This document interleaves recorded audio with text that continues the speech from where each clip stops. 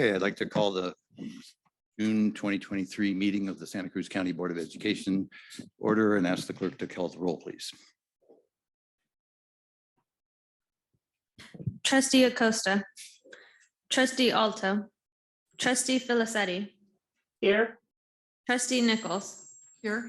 Trustee Roth, Here. Trustee Sanchez, Here. President Van Allen. Here, thank you. We have a quorum and we have a request from one member that due to a physical or medical condition cannot attend in person and will be attending remotely. They'll be on the screen there. And I'd like to ask the board to approve this because we have to formally approve it. They can attend that way. Rose, I'd like a motion in a second. I'll make a motion to approve her remote attendance. Motion by Nichols, second by Roth. All in favor? All in favor, say aye. Aye. Aye. Any opposed? Motion carries by unanimous vote of all present. Thank you. And you're officially in, Rose. Thank you very much. Welcome. Okay, now it's time for the Pledge of Allegiance, and I'd like to ask Dr. Sabat to lead us in the pledge. Please stand, face the flag, ready, begin.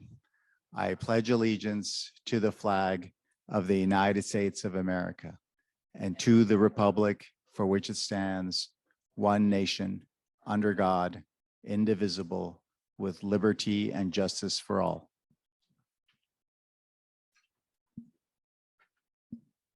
Trustees, now is the time for approval of our agenda today. Would somebody have a comment or a motion? Oops. The microphone first. I'll make the motion to approve the agenda as it stands. Thank you. I'll second. Motion by Roth, second by Nichols. All in favor, say aye. Aye. Any opposed? Motion carries unanimously of all present. Thank you. This is an opportunity for public comment on items that are not on today's agenda. And you have 3 minutes if you care to address something, and then we'll proceed with our agenda. Is there anyone who wishes to address the board on something not on today's agenda? Seeing none, we'll close that part of the meeting. Thank you. Trustees, this is our next item is our consent agenda. Does anybody have any exceptions, or do I have a motion to approve? I'll make a motion to approve. I'll I second. will second. Give it to Rose. Motion by Nichols, second by Filicetti. All in favor, say aye. Aye. Any opposed? Motion carries. Next item is our correspondence. Do we have any correspondence other than what was in the pack? No correspondence, President Van Allen, but I will ask if you can all stay afterwards to sign a J13 form. Thank you. Thank you. Okay, we're on to section 7 of our agenda. Oh, by the way, I have to say something. I am wearing an official COE t-shirt. Yes. Okay. Wait a second. We're handing out bling? I got it at the parade last week. Pride Parade. Okay, so section 7, item 7.1, recognizing our STEAM 2023 STEAM Expo winners. And I'd like to ask Dr. Sabat to start that off. I'm going to start over here and then go up over there to the lectern. This has been an exciting year, to say the least. So our STEAM Expo, which was the first time that we decided to really rethink how we do the science fair and a variety of other activities to promote STEAM activities, science, technology, engineering, arts, and math, and really highlight the talents, the skills, the knowledge, and tap into the amazing skills that our young people bring, and for them to consider a career in these fields and see kind of how they beautifully integrate into such a variety of different opportunities and possibilities for our students. We have 2 amazing people that we got to work with this year, Dr. Heather Wygant and Miguel Aznar, who did an amazing job in supporting the STEAM Expo. And this year, we were planning on doing something amazing at the Santa Cruz County Fairgrounds. But as luck would have it, the storms gave us I don't know, how long was it? Maybe 8 hours, 12 hours heads up that, and after a lot of effort to prepare supporting Dr. Wygant in preparing for this amazing STEAM Expo with a huge number of partners and staff and volunteers. We were asked by the Emergency Operations Center to relinquish the location to make space for people who were being displaced by the storms, which of course we recognize that was the highest priority. And so without blinking, without, I don't know, missing a beat, Dr. Wygant moved into, just put it in drive and started making a huge amount of changes to be able to rethink again how we're going to be doing the STEAM Expo and create this this wonderful opportunity for students in a different way. So you're going to be hearing a little bit about what that looks like. In addition, we're going to be celebrating a couple of amazing students who were representing us at ISEF, and we're going to be presenting them with a certificate of appreciation for just the genius that they showed in the sciences and through the STEAM process and the science fair. So I'm going to ask Dr. Wygant and Mr. Miguel Asnar to go up to the to talk to us a little bit about tell us a little bit more about the process, and then when we're ready to celebrate our students, I'll be joining you up there. And so if you if you wouldn't mind speaking. So you want us to talk about like the rapid shift in 24 hours to not have it and tell everybody and then have a new place by the next day? Okay. It was really fun. So briefly, Thursday morning, I'm going to set up and I get a call saying, yeah, they took one of our buildings for emergency evacuation. So I redid the floor plan, had it all set up Thursday afternoon. I did that floor plan in 30 minutes. The next morning I'm going in, I get a roadblock, I get another roadblock, I get a call. Now all the buildings are being used. Well, I kind of need to get in to get our stuff out of the way. So Ferris got me in a back way, got all our stuff out, came back here by about 9:30, emailed everybody saying, it's not going to happen tomorrow. Don't come. I'll figure something out. I'll get back to you. So by about 1 o'clock, we had a new venue here at the county office and we did a science fair only. The fashion teens got rescheduled, other things got rescheduled. And a week later, we had the science fair here. And we're still able to go get our kids to state competition, international competition, invention convention, and all the above. So it was a lot of like, literally like, I'm going one direction. Nope, you're going this way now. So it was a lot of that. So it was a lot of fun. So I'd like to give a Little round of stress. applause to Dr. Wygant.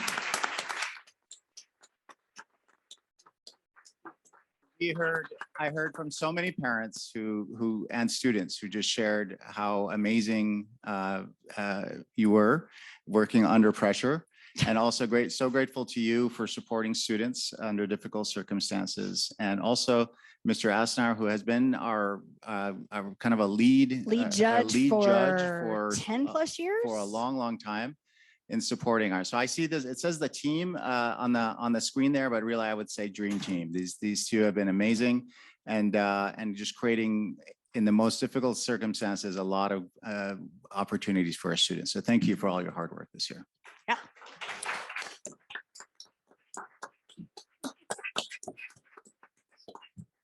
All right.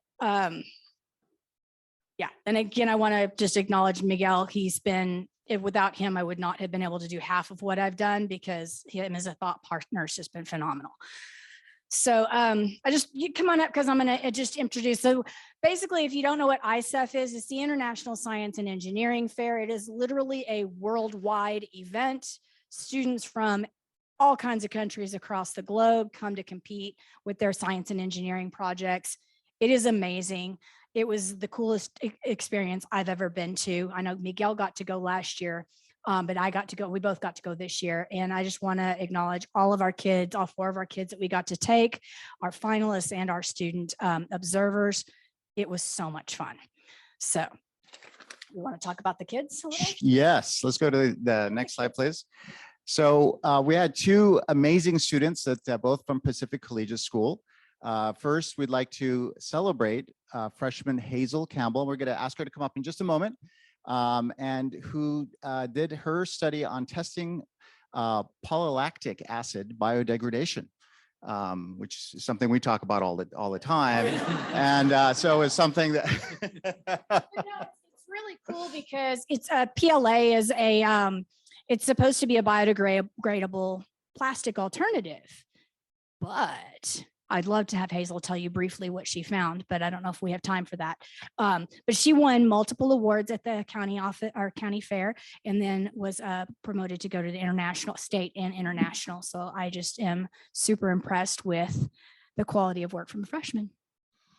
So Hazel, we'd like you to come on up and receive this award.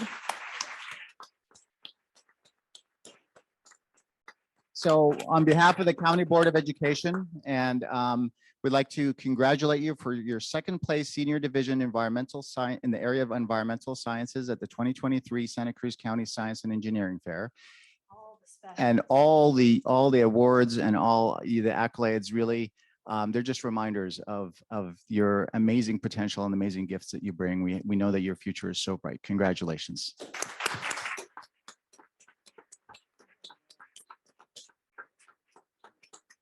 And if it's okay, we'd like to maybe come over here. I'd like to ask our board president to join us for a picture with his nifty t-shirt. And are your parents here? Yes. All right. And of course, let's come on over here. And Miguel? We're just going to stand right here. Leonardo's a professional photographer. While he's shooting, can I tell a short story about Hazel? Yeah. So she's looking at how N95 masks decompose in compost.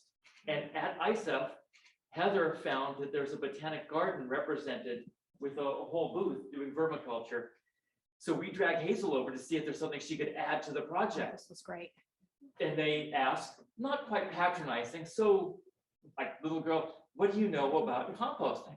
And Hazel says, well, the two most, Hazel replies to the question, what do you know about composting? Well, I might get this wrong. The two most important processes are hydrolysis and cellular respiration of the microorganisms. And the guy goes,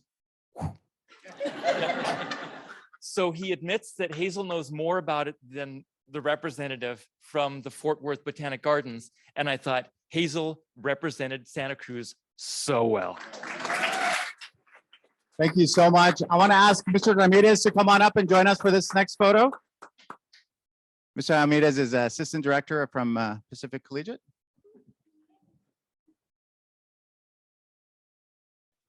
All right. Thank you so much. Congratulations, Hazel.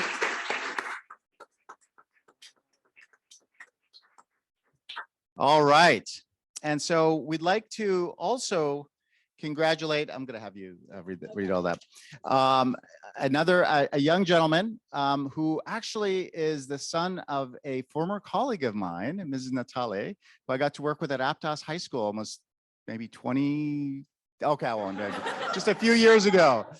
And amazing English language development teacher at Aptos High School. I learned a lot from Ms. Natale. And so Jack Driscoll Natale was our he's a junior at Pacific Collegiate, and he did a study on the low-cost solar-powered water quality.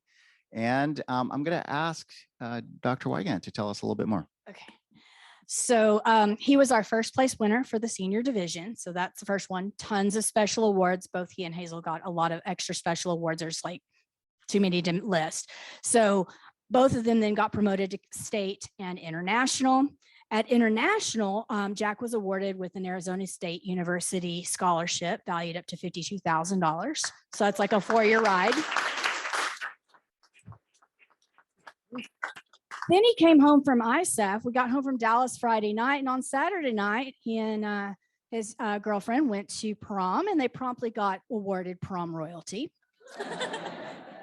Then about a week or so later, he goes to Detroit to the Invention Convention, the National Invention Convention, and he continues to get some more awards, a patent application award up to a value of up to $10,000, providing the winner with a free patent application and intellectual property legal counsel and expertise. And then a second one called the Connectivity Award by Raytheon, recognizing an invention, bringing people together, advancing communication, or derived from bringing together disparate elements. I'm just like, wow, can you do any more this year? And you're only a junior, so get up here. So Jack, on behalf of the County Board of Education and the County Office of Education, we'd like to present this award to you in recognition of your first place senior division win in environmental sciences at the 2023 Santa Cruz County Science and Engineering Fair. Congratulations, Jack. We are very proud of you. Mom and All right, such. please, family and Mr. Ramirez, let's get another picture, and then you have another story you'd like to share? Always. Of course. Miguel's full of stories. I believe in stories. There were experts. Is it okay if I speak while you're shooting? Is that? Scoot in a little closer. Very good. There were experts at the International Fair that told Jack his project was really important, and there would be people there who would try to steal his idea. So he better get it patented. So we go over a few doors down from the Fort Worth Botanic Garden exhibit, and there's the United States Patent and Trademark Office. So we're talking with them, and they're giving him the rundown about how to accelerate his project or his application. And as we're walking away from there, we asked, so are you going to go ahead and patent it? Did they help you? And Jack said, oh, I already started the process like a month ago or more. And again, I thought, Jack is representing Santa Cruz very well. Thank you so much. I have to say, when I think about the challenges that we're facing in the world, it is so wonderful to know that we have students like Jack who are going to help us solve some of the biggest problems that we have. And Hazel, of course. Yes, absolutely. Inspiring students. Your future is so bright. Thank you so much for all that you do and for sharing a little bit of the amazing talent and knowledge that you have. Thank you, Jack. Congratulations.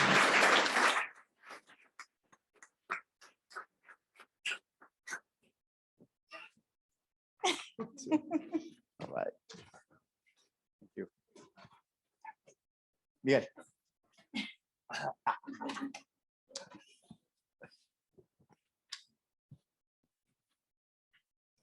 You know, school boards all over the country are often faced with crowds.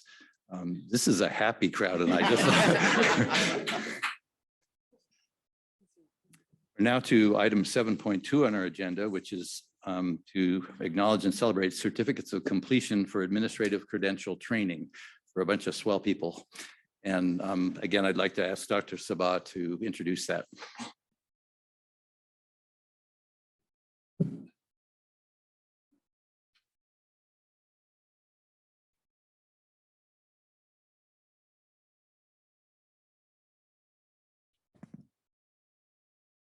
All right.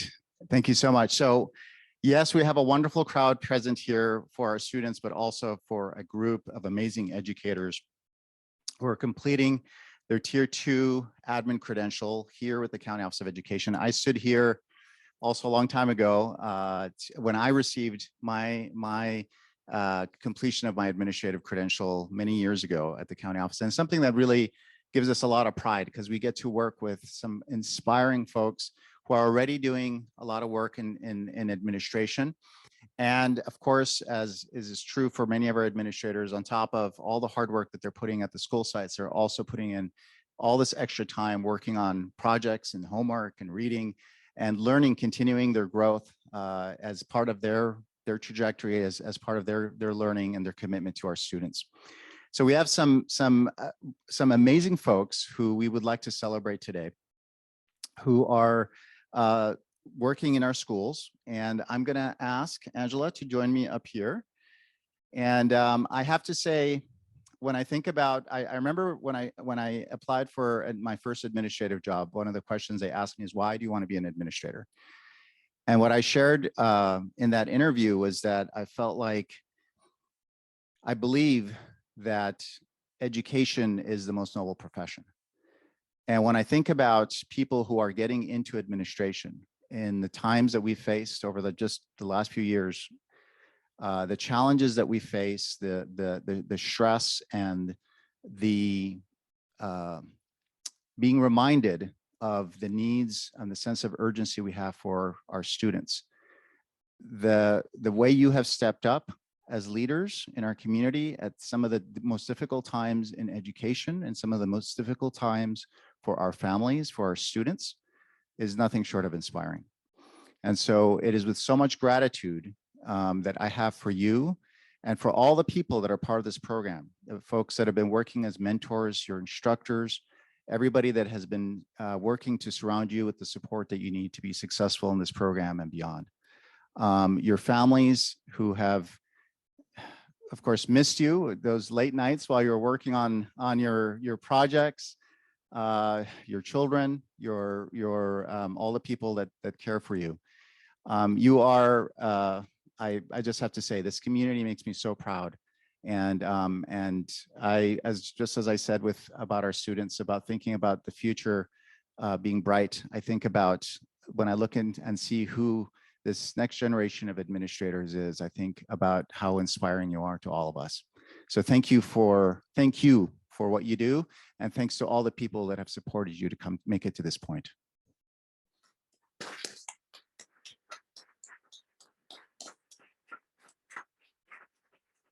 Nobody ever wants to follow Ferris, but I do just want to recognize a couple of folks before we bring you up. Marianne James, how can you blend in? You are such an amazing person. So Marianne James is the coordinator and the instructor and so much more. And someone who I think truly understands what administration is and the connection between leadership and social justice. And so we just really, really appreciate you. We're gonna make you come up in just a moment.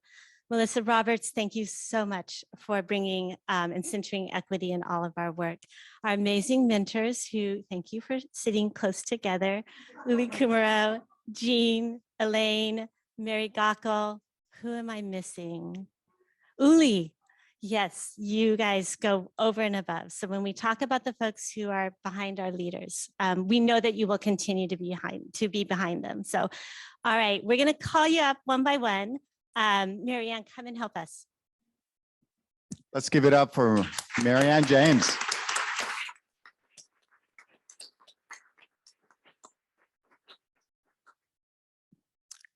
So we will begin with Mohammed Amin Bushti.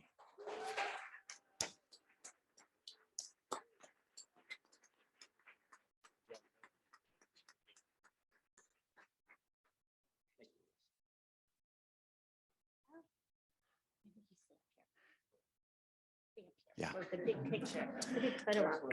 Marianne Hilton.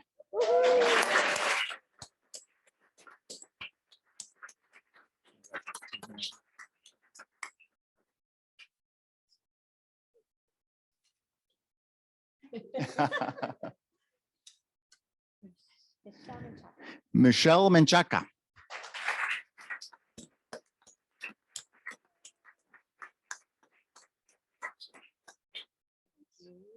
Thank you very much.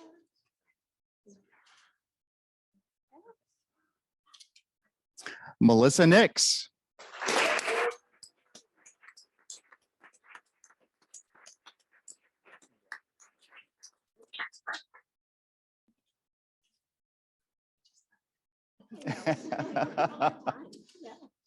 Melissa was selected our Administrator of the Year for Santa Cruz County.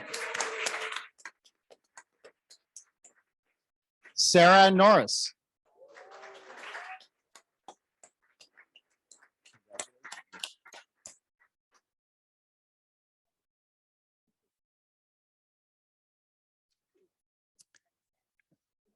Dr. Michael Painter.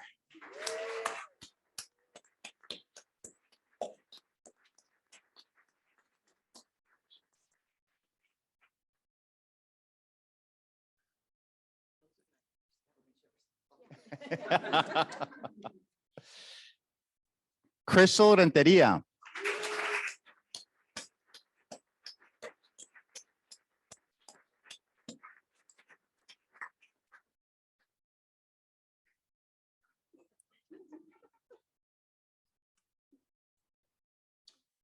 Crystal, you're holding a picture of your grandparents. Wow, beautiful.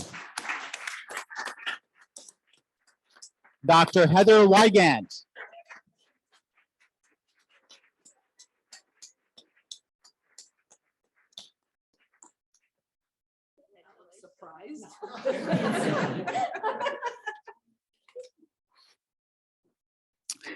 Katie Kriskunas.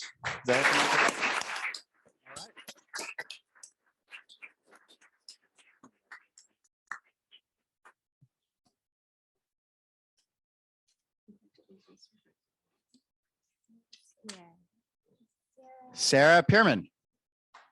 Nope. I guess she's not here. But Marina Maldonado. Marina Maldonado. Aaron Legareta. Oh. Mom's here. And Joe's not here. All right, well, we're going to take a picture, but when I think about when I saw Crystal's picture and I think about kind of the intergenerational impact of the shoulders of giants on whose shoulders you stand, when I think about the giants that are your mentors that I have had the pleasure to work with, many of, thank you and continue the great work. You're all doing such amazing things, and we are so proud to have been part of your journey. So congratulations one more time.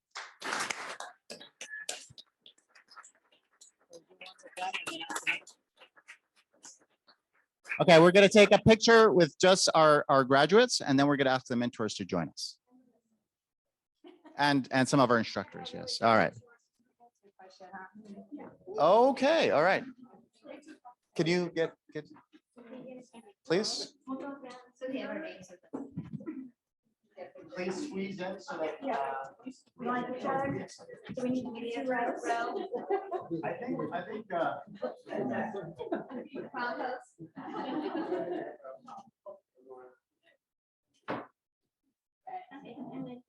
All right, mentors, please join us.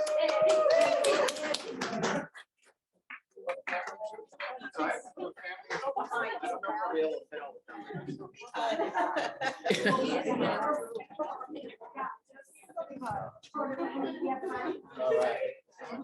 Yeah. I think the graduates should be on a knee.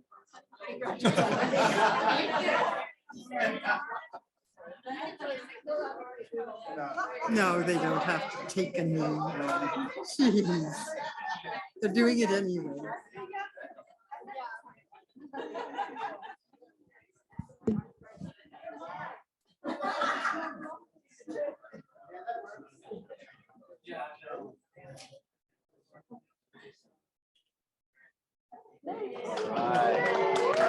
Thank you so much.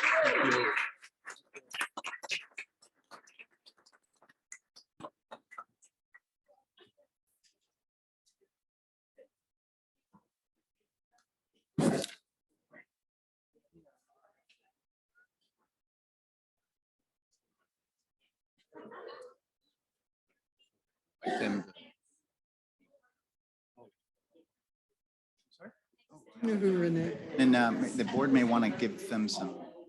Oh, yeah. So if we can Hang have on y'all one just moment. hang around, you can.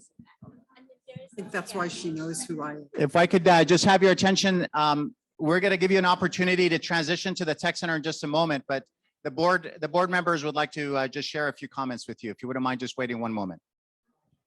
Board members? Start with Sue.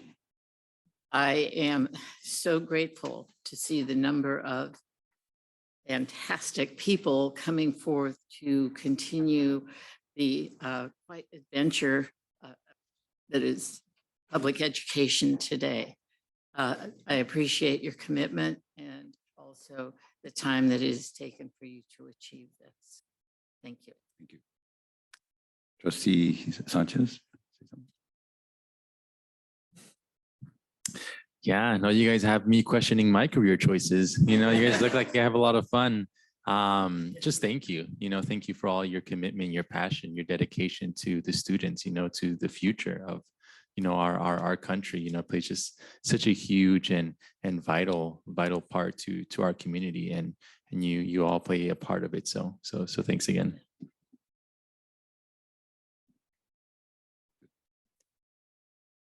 Trustee Acosta. Yes, absolutely. Very exciting moment. Boy, what a contribution you guys are going to really put into this, and very exciting time. Thank you very much, and look forward to the future, especially for all the kids that are going to be part of this. Thank you. Trustee Nichols. Well, I'm glad that the COE does this as one of your final steps in getting your full administrative credential. I think that after all the things that you've done before you entered into the program, that you deserve to be a part of the program, and you have very apt teachers teaching you. And I think it's really wonderful that the COE has this program to offer, and I hope it continues. It's hard enough to have struggled to get that far, and then the last phase is brought to you by the COE. Yay, COE.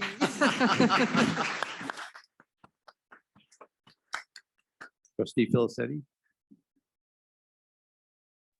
Yeah, I just kind of want to add on to what everybody else has said. I think many of us, having working with students, can really appreciate what it's like to study under COVID, and the fact that you would persevere and that you would spend that extra time away from family and focused on your education. I frankly find amazing. And it's going to make such an incredible difference for our students.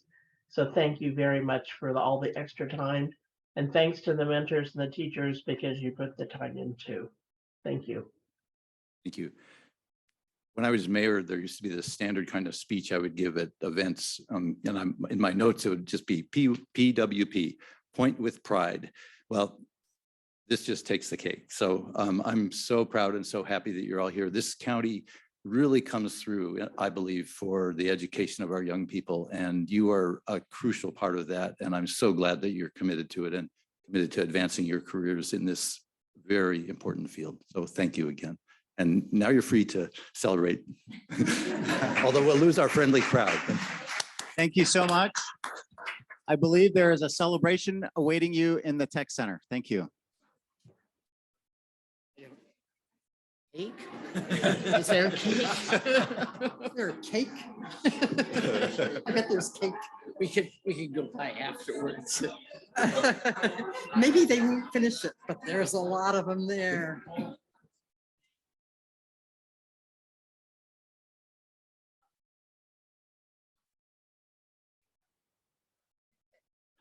Paris, I don't know if you have to do it publicly, but what is this final step that you guide them through? Yes. Yeah.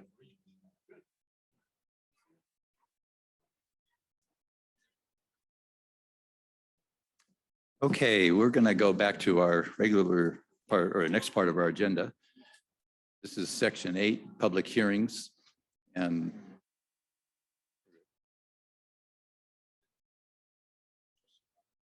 oh, I'm sorry. Before we go to that, Trustee Roth had a question.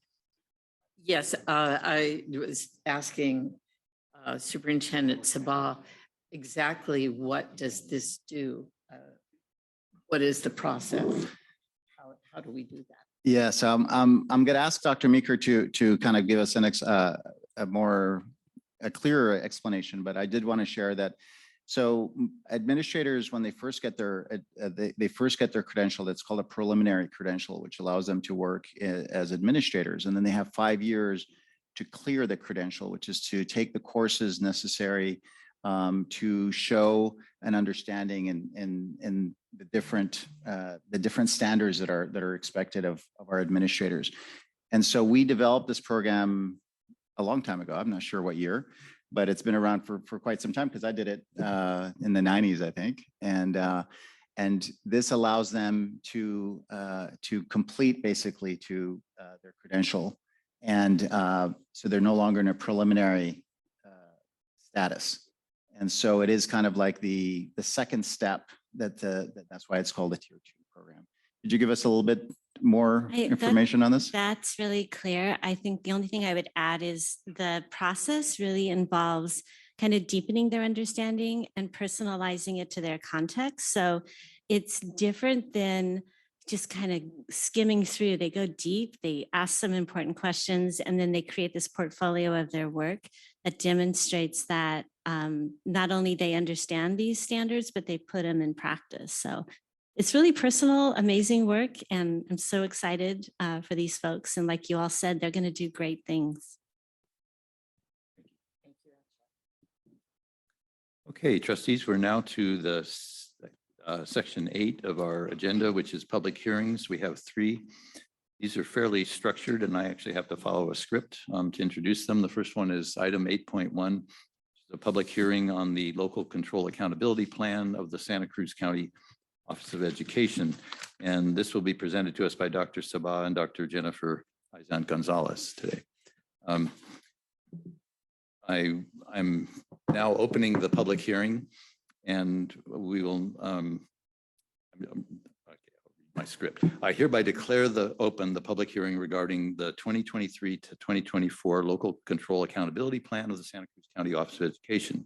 The board is here to listen at this time and will not be asking or answering questions from the petitioner until later in our meeting today. The staff will make their opening presentation to the board regarding the 2023 to 2024 Local Control Accountability Plan of the Santa Cruz County Office of Education. Public comment and input will be received by the board from individuals wishing to speak.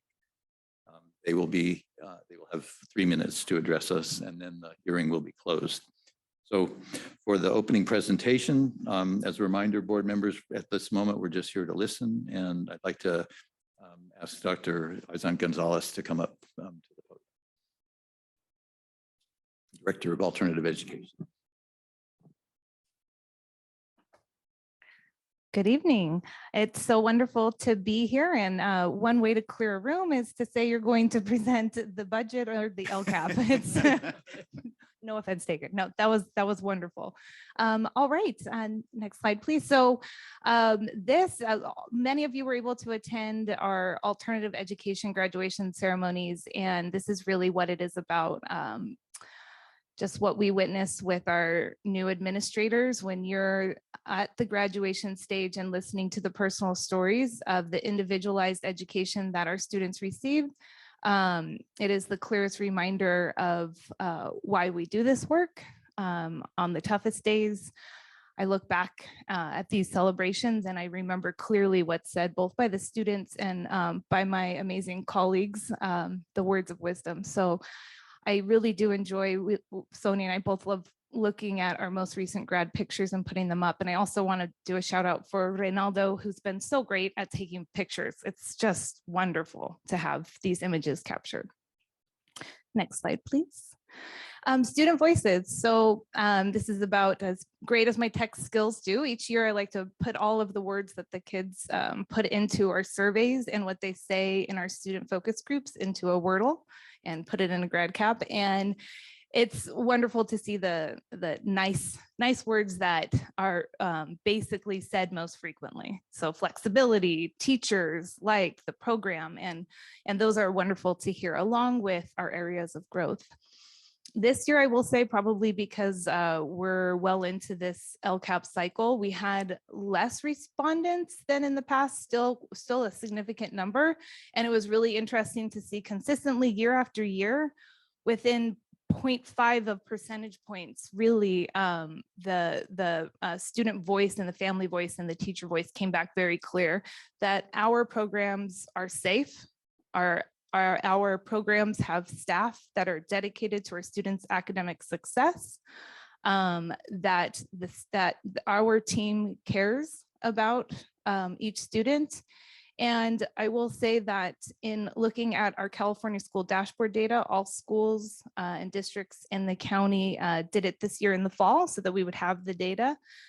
We would also say that non-traditional programs like ours, the students do feel more connected to their school program. And so the student voice, the family voice, and the teacher voice consistently year after year express that we have safe, caring learning environments.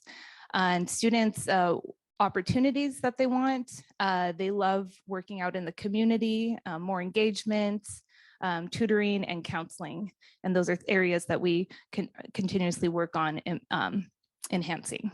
Next slide, please.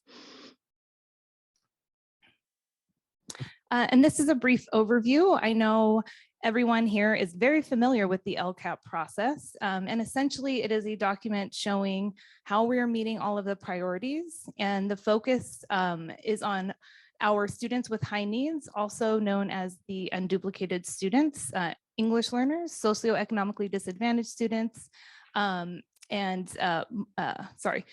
youth and foster youth. Sorry, I read that backwards. And the LCAP approval process starts here this evening with this process with the COE board, and then next week. And then our LCAP goes to the CDE. Next slide. All right, so goal one. Our goal one is really kind of what I spoke briefly about with the graduation slide, an individually tailored education experience. And that starts from the moment a potential student and family walks in the door to hear about our programs. We meet each student, their family, we ask questions about their past, about their aspirations, and we learn about them. And then when a student goes to any of our programs in North or South Santa Cruz County, the team is ready to welcome them and already knows a little bit about them. Hey, I hear you're looking for a job. Let me connect you with our college and career coordinator, or I know you want to be dually enrolled. Let's talk about the Cabrillo process. And it's a very unique, special process. So this year, some of the highlights, we had our first year of having two TOSAs. We have a multilingual TOSA and our curriculum and instruction TOSA. And for the first time in many years, we reclassified 3 students, which is incredibly challenging to do in alternative education secondary programs where you have students who, for many different reasons, have not been able to meet all of the requirements to be reclassified. And the process this year of meeting with students and working with them on this and their families was very rewarding. And so that was a great benefit, and all of our team learned a lot this year with the addition of having these TOSA positions. All right, goal 2. So this is really our safety, our safe, engaging, inclusive learning environments. And we measure this really by looking at our graduation rate, by looking at our school connectiveness data, and by looking at our counseling support and all of the supplemental assets of our program. This year, there was a change made to the dashboard for alternative education programs. In the past, alternative education programs being categorized as DOS schools did not have a 4-year grad rate. They had a 1-year grad rate. So essentially the government said, we understand students come in and out of your programs. So basically they would gauge us on students who were in their senior year and whether or not they graduated, as opposed to following them from 9th to 12th grade. That changed this year and was done away with. So we are required to report both. And all alternative ed programs in the state were very upset when the federal education department did away with this California waiver. However, when you look at our data, our 1-year cohort rate and our 4-year cohort rate were still phenomenally strong. Our 1-year rate was consistent with over 90%, and our 4-year rate, even though our students come in and out, was still very high. And so we're very happy to report that. And that shows that when students enter our programs, they are successful in completing their goal of graduation. Next slide, please. All right, so goal 3, this is really about relationships with our community, having opportunities for students to collaborate, and youth empowerment. We have a strong cohort of, or a strong group of colleagues that really work well with getting out and getting to know our families. So we have community organizers, we have family engagement at each site. And we have community partnerships. In this goal, we've also always paid for school bus passes for students. And this year, we're happy to report that the Metro has just done such a phenomenal job of increasing ridership. And now what we've done is been able to offer free bus passes through the Santa Cruz Metro, which will free up some of the funds to add to more of our programming. So that's just a wonderful thing that Santa Cruz Metro has now offered. And so that's goal 3. So goal 4 and 5 are solely for county offices of education. So county offices of education are required to produce an expelled youth plan that's done every 3 years. And so the countywide plan for expelled youth is actually, this is sunsetting, and a new plan will be written next year. So next year at this time, you will get the LCAP, and you will also get a brand new countywide expelled plan. And I think the timing is great for that, because when the last plan was written, it was during the pandemic and there were no expulsions and everything was great. And as you know, after that, I will say, I don't have the data on top of my head right now, that behaviors in schools changed, as we know, and expulsions now occur again. And so I'm very much looking forward to reviewing and reviewing the data and collaborating with all of our district partners on a new expulsion plan, a countywide expulsion plan that will come to you next year. But essentially, we have everything in place and we're solidifying what we need to do for this goal. And lastly, goal 5. As a COE, we coordinate services for our foster youth team, and that is our student support service team, which is led by Dr. Michael Painter, who received his admin credential just a few minutes ago. And so the foster youth team supports not only students within alternative education, as you know, they support students and families and school districts throughout our entire community, and they are an amazing network of support who get to know all of our families, who coordinate professional development, ensure that the transportation MOU is updated.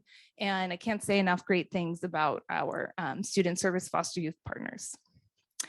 And that's it for this slide. And next I'll go to the most exciting part of the LCAP. I'm looking back here at our amazing business department, and Becky, I think I forgot to say happy birthday because it was your birthday recently. So the budget overview for parents, also, as you know, in the LCAP, it is brought alongside the county budget. The LCAP goes to the CDE along with the COE budget, and they review both of the documents at the same time to ensure that we're all compliant. The budget overview for parents should show that you are utilizing all of your supplemental and concentration funding on your high needs students. And what the LCAP will show you that last year we met and exceeded our spending, and this year again we are set to spend all of our money on the students who earn that money for us. And the next slide is basically a snapshot from the spreadsheet that we input the numbers into.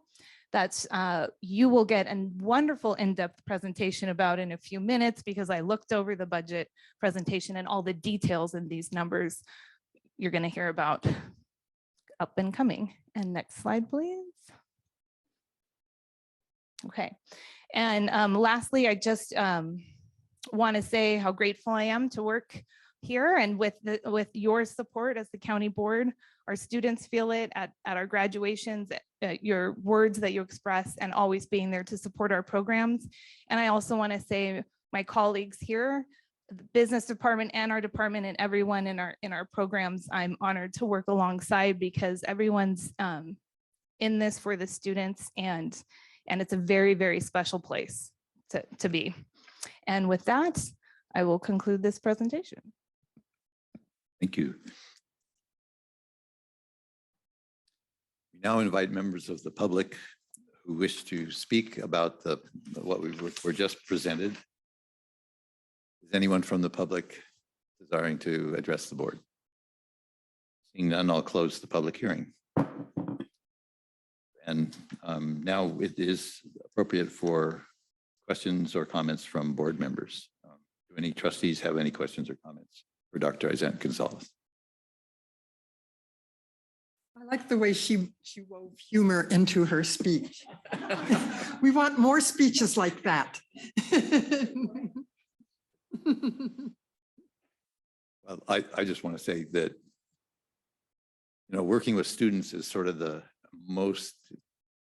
real key point of what we're up to, but it wouldn't happen without the people who are willing to fill out the forms and respond to, so that we can keep the money flowing and so that we can continue doing a good job. So I admire your dual abilities here and all of your colleagues for doing this.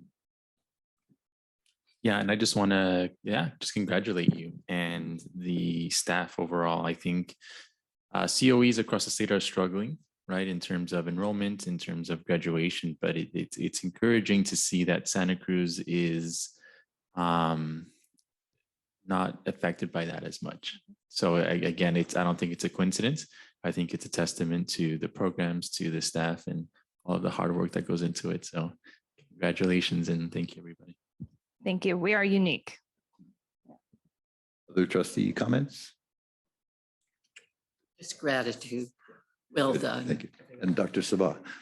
Yes, I'd like to just also add to the gratitude and to emphasize that behind the data that Dr. Izant Gonzalez shared about having a high number of students who are remaining in our program after 4 years, which is as unusual for alternative programs, is the fact that, as Dr.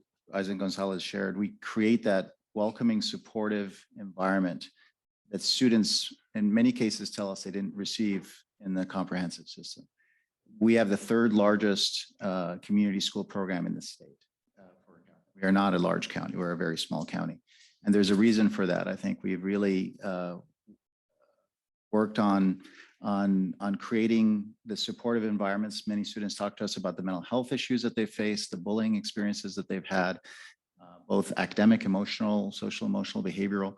And we pride ourselves in creating a space that really is designed for those students, for their individual needs, and giving them the resources and supports that they need to be successful. And so the LCAP is just gives us a little taste of what happens in our programs, and it is, as you said, just an amazing team of people supported by another amazing team of people, and creating that environment that ends up becoming that direct experience for every individual student that we serve. Thank you. Thank you. Thank you, Dr. Izant Gonzalez. The County Board of Education will consider approval of the 2023 to 2024 Local Control Accountability Plan of the Santa Cruz County Office of Education at our next board meeting, which will be on June 22nd, 2023 at 4 p.m. And that concludes that public hearing. And we are now on to item 8.2. This is a public hearing regarding the 2023 to 2024 Local Control Accountability Plan of the Santa Cruz County Career Advancement Charter School. And same rules as before, and I'd like to introduce Denise Guerra Sanson to address us.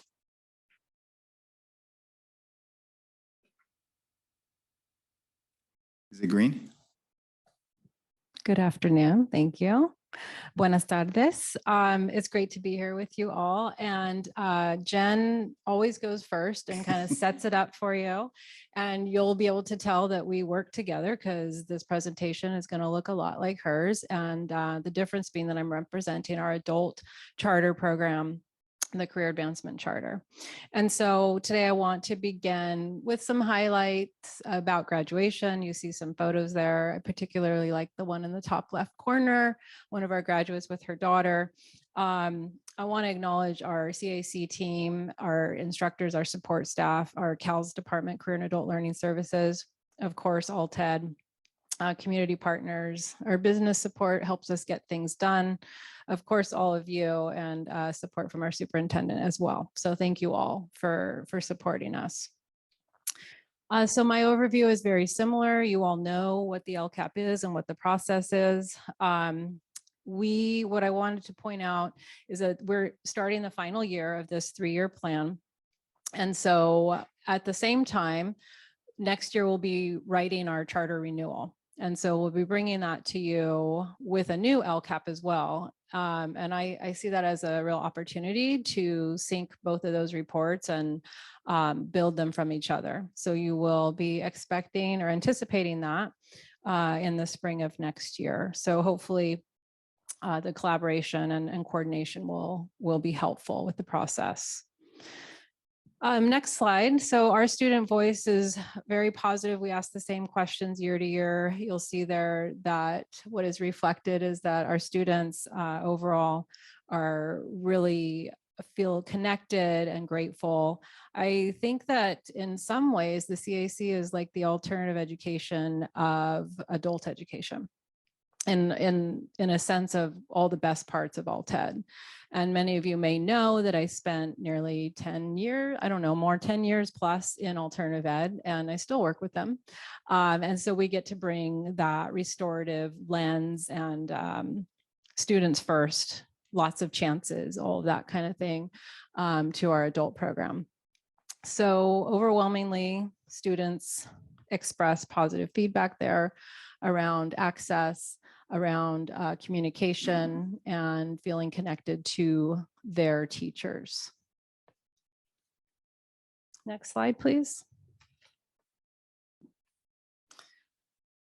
So our first goal is all about achievement in literacy and math, and including job skills literacy. Some of the highlights I wanted to share with you all are around our implementation of CASAS. I know you've heard me speak of this before. It's the Comprehensive Adult Student Assessment. It is the measure that is used by some of our consortium partners.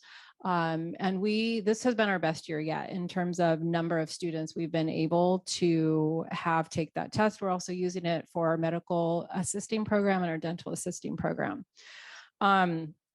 Additionally, you can see that 52% of students showed educational functional level gains, which we're really proud about that.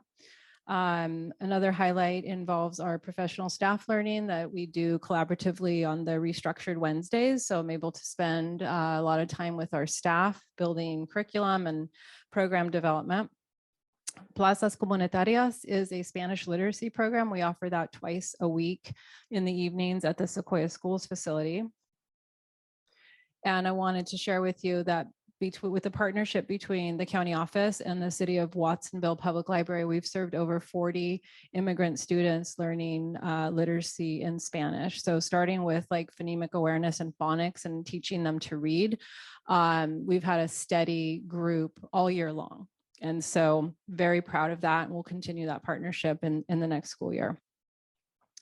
We also piloted an ESL curriculum that our Watsonville, Aptos, Santa Cruz adult ed partners use. It's called Ventures. It's aligned with the CASAS. And so we're able to assess a student and then give them materials based on their CASAS score. And then lastly, we piloted a program called Certiport this year. It's a stackable credentials program online, and we're going to be purchasing some licenses for next year. And some of the certificates are in Adobe, Cisco, Microsoft, et cetera. So you'll be hearing more about that. Next slide, please.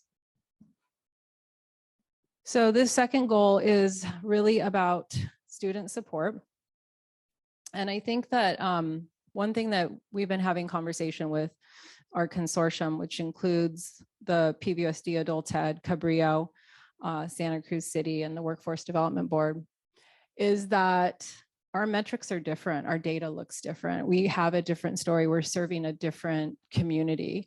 And so the impact we have, it doesn't always get captured in the bar graphs and the pie charts. And I think we have more intentional impact with a smaller group of people. And I'm really proud of that. And it really drives my work and my program development. So we've been focusing on providing transition support. That looks a lot of different ways. It can be helping students fill out job applications, apply online, apply for FAFSA, register for a class at community college, find childcare, food resources, housing, whatever students need, we're able to provide that support. We are focusing on increasing CTE programming based on labor market data. We want to make sure that we're developing programs that are going to lead to livable wages. Mentioning again, the Certiport lives here too, the implementation that will start next year. We continue to partner with our consortium members using a platform called Community Pro. We're able to make referrals and facilitate those warm handoffs. And lastly, what I wanted to share that we've hired an additional transition specialist. Now we have two, both bilingual, and we're able to, the plan is to have one focused more in the southern part of the county, and then the second person to work here in the north.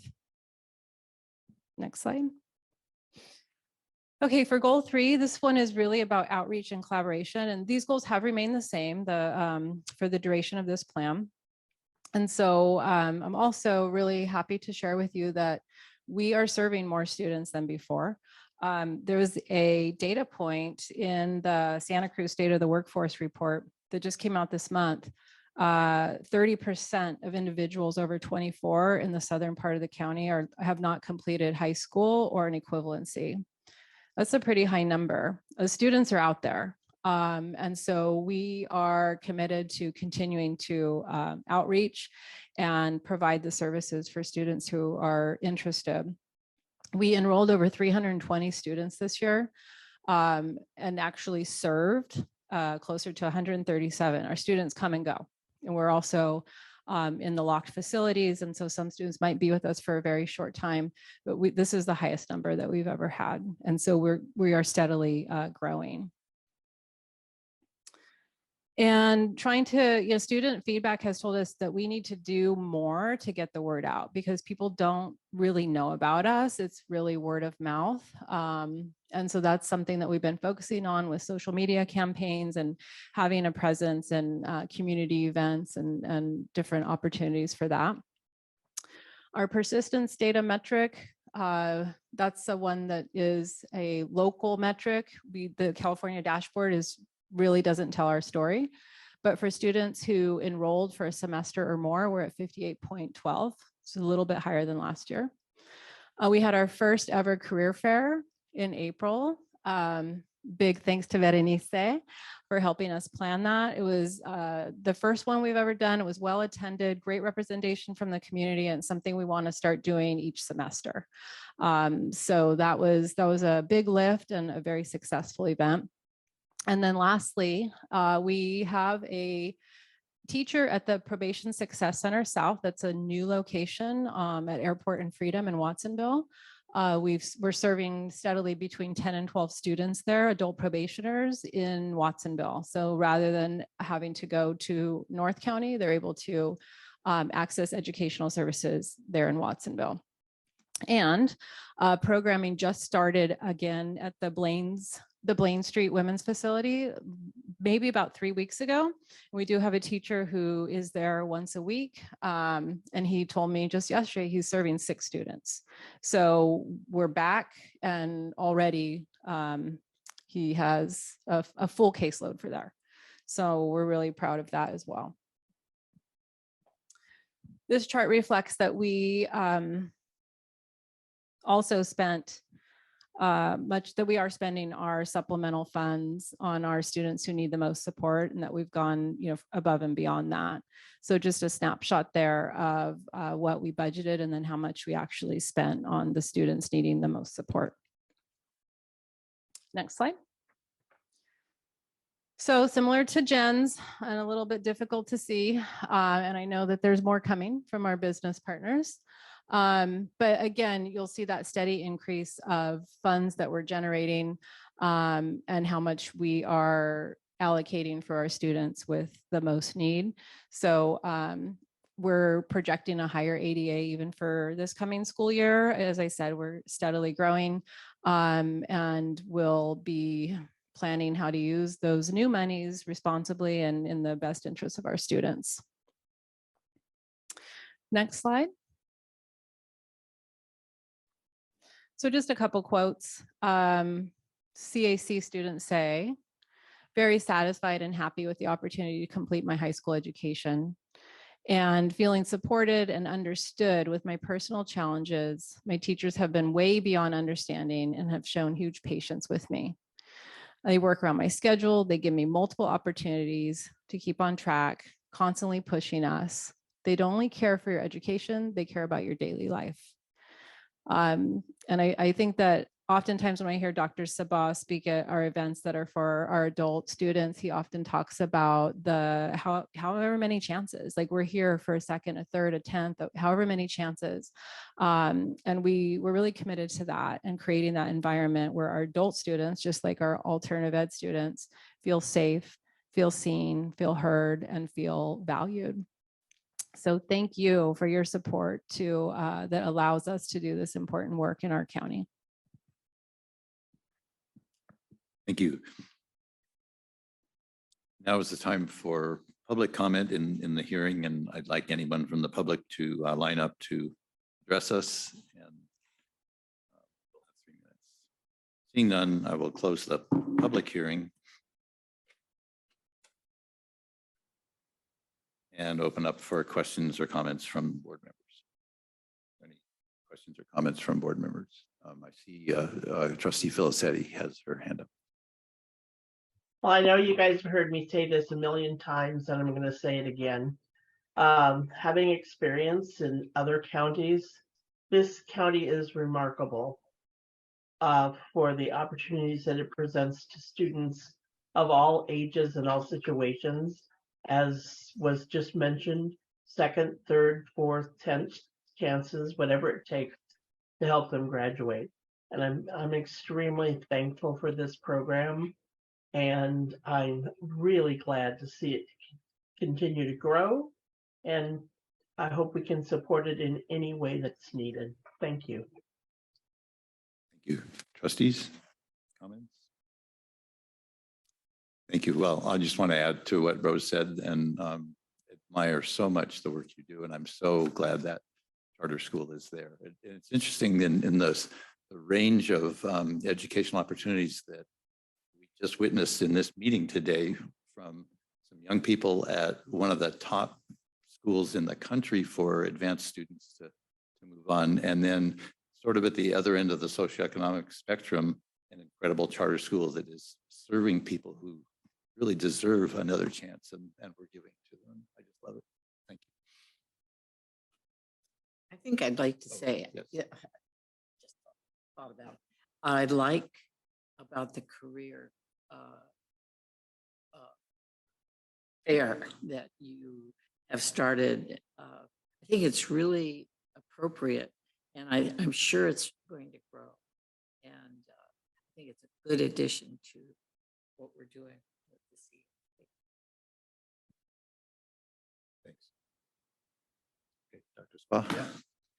Just also like to share my appreciation. I do see the Career Advancement Charter really is just an extension of the work, of the legacy and just the commitment of this board and this organization to our youth, and just allowing that to continue beyond the time that they are in our K-12 program to be able to continue. We have students of all ages who have experienced some in many cases challenges that would rock anybody, and they are there taking time to get that chance to continue their education, to get the skills to open up new opportunities for themselves and their families. And so I think it's a really exciting piece. And one of the exciting things as well is that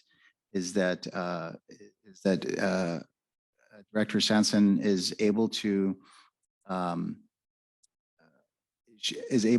combine this work with the career and technical education component.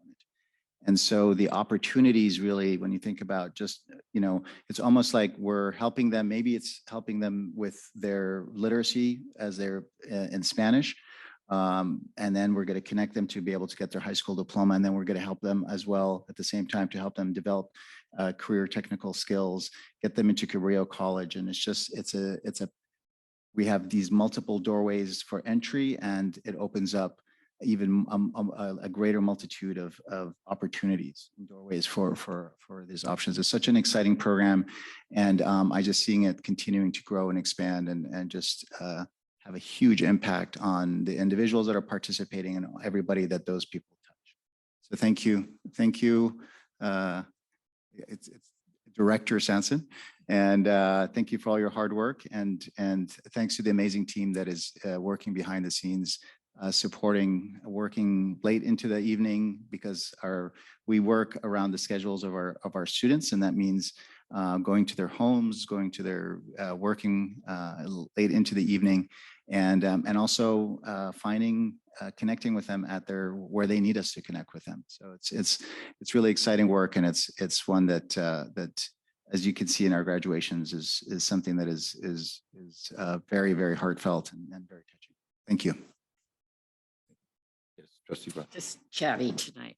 I would also like to say, I think that we're expanding our exposure to the community at large, especially employers. And it is going to be a very nice partnership. And I would think that maybe they will even come in with suggestions of what we can do, or even looking, do you know a student or someone that might help us? So. All right, thank you very much. The board will consider approval of the 2023 to 2024 local control accountability plan of the Santa Cruz County Career Advancement Charter School at our next meeting on June 22nd, 2023 at 4 p.m. That concludes that public hearing. Now to public hearing. We're now to item 8.3, a public hearing on the proposed budget of the proposed 2023 to 2024 budget of the County Office of Education. And again, same rules. And I'd like to invite Melissa Lopez to make the presentation. Welcome. I'm opening the public hearing.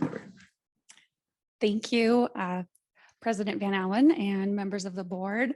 I heard your comment about wanting humor. I'm going to do my best to try to, I don't know, keep the bar low though. Okay.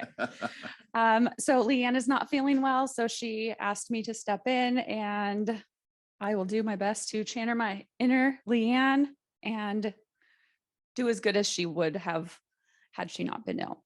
So tonight we're going to start with the 23-24 proposed adoption budget. First of all, we want to thank all the department managers, the coordinators, the support staff. There's so many meetings that go into this. We have more than 450 different programs on the fiscal side. And so it really does take everyone. And of course, our internal staff and our financial analysts who work to help everybody.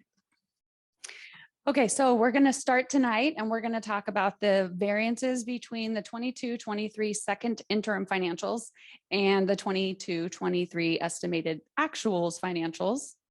Then we'll talk about some of the assumptions we used for the proposed 23-24 budget. We'll do an overview of the proposed budget and the multi-year projections. We'll talk about what's next and then some recommendations. Okay, so this has got lots of numbers. Unless everybody wants me to read them, we'll kind of just touch on a few, if that's okay. All right, so you'll notice that there are some pretty big swings on a couple different areas. The revenues in and the transfers, that had an overall decrease. Our expenditures had a significant overall decrease. And so one of the things to mention is a lot of these numbers change because we really do go through like a fine tooth comb with each department, each program on what expenditures do they have in their budget and will they really be spending them down by June? If not, we go ahead and reduce all of those budgets as appropriate.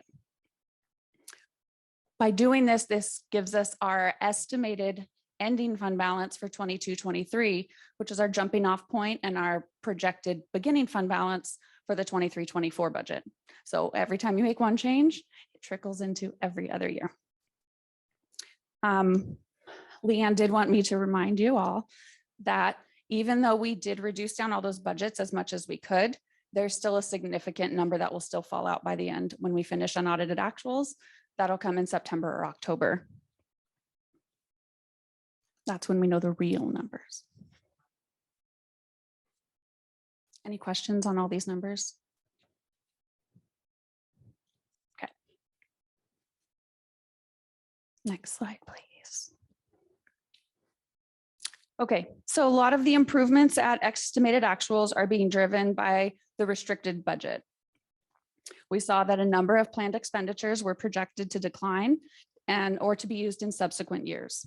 The remaining improvement in the expenditures is on the unrestricted side as budgets get reduced to the minimal levels. This is often reflected as departments were either not able to or chose not to fully expend their budgets from what was revised at a second interim. Talking about more dollars falling out at unaudited actuals. Any remaining balances on purchase orders or our extra work agreements that are currently encumbered, they get completely zeroed out after our final payrolls are done and our final payments happen. Right now, or as of the date the slides were created, there was a total of $4.7 million in our financial statements that were flagged as encumbered. That's a lot of money between now and June 30th. So when you have an encumbrance, it commits those budget dollars in anticipation of spending those for a particular purpose. Of the $4.7 million that are encumbered, it is spread over 1,704 account numbers. The single largest encumbrance right now is $155,000. So it's not a significant amount for 4.7. Of those 1,700 lines with an encumbrance, there are more than 1,600 accounts with a value of $10,000 or less, but they equal more than $1.8 million. So this is just an example of how you can have lots of dollars and it feels like when you get to unaudited actuals, like, how did you have that much that fell out? It's that little piece that's spread all over all the different accounts. Does that make sense? Could you explain the term "fell out"? Fall out. Okay, so for falling out, on our budget, we have those dollars encumbered and they're in the budget as planned expenses. They fall out when you have purchase orders for maybe one of these less than $10,000 amounts. Some of them, supplies weren't available. We've had a lot of shortages, especially with technology, on items back ordered, things that weren't available, or things that manufacturers can't get to us and vendors can't supply by June 30th. So those get reduced down, like we planned to spend it, but just couldn't happen.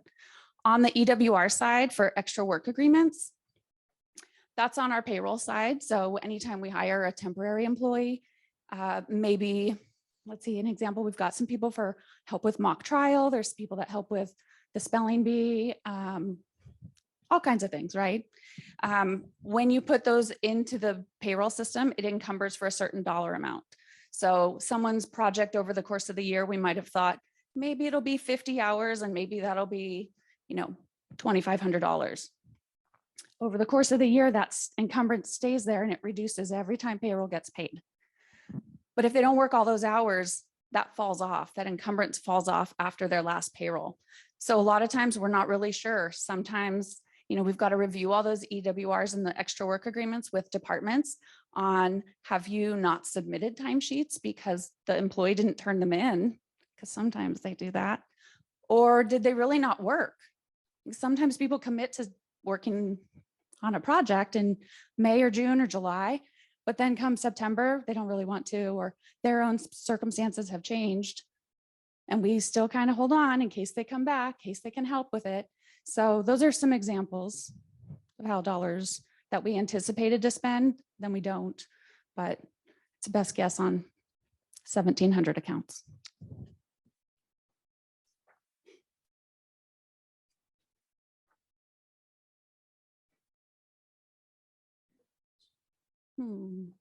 I think we did. I think we can go. One more. Okay, so our revenue is largely dependent on our ADA.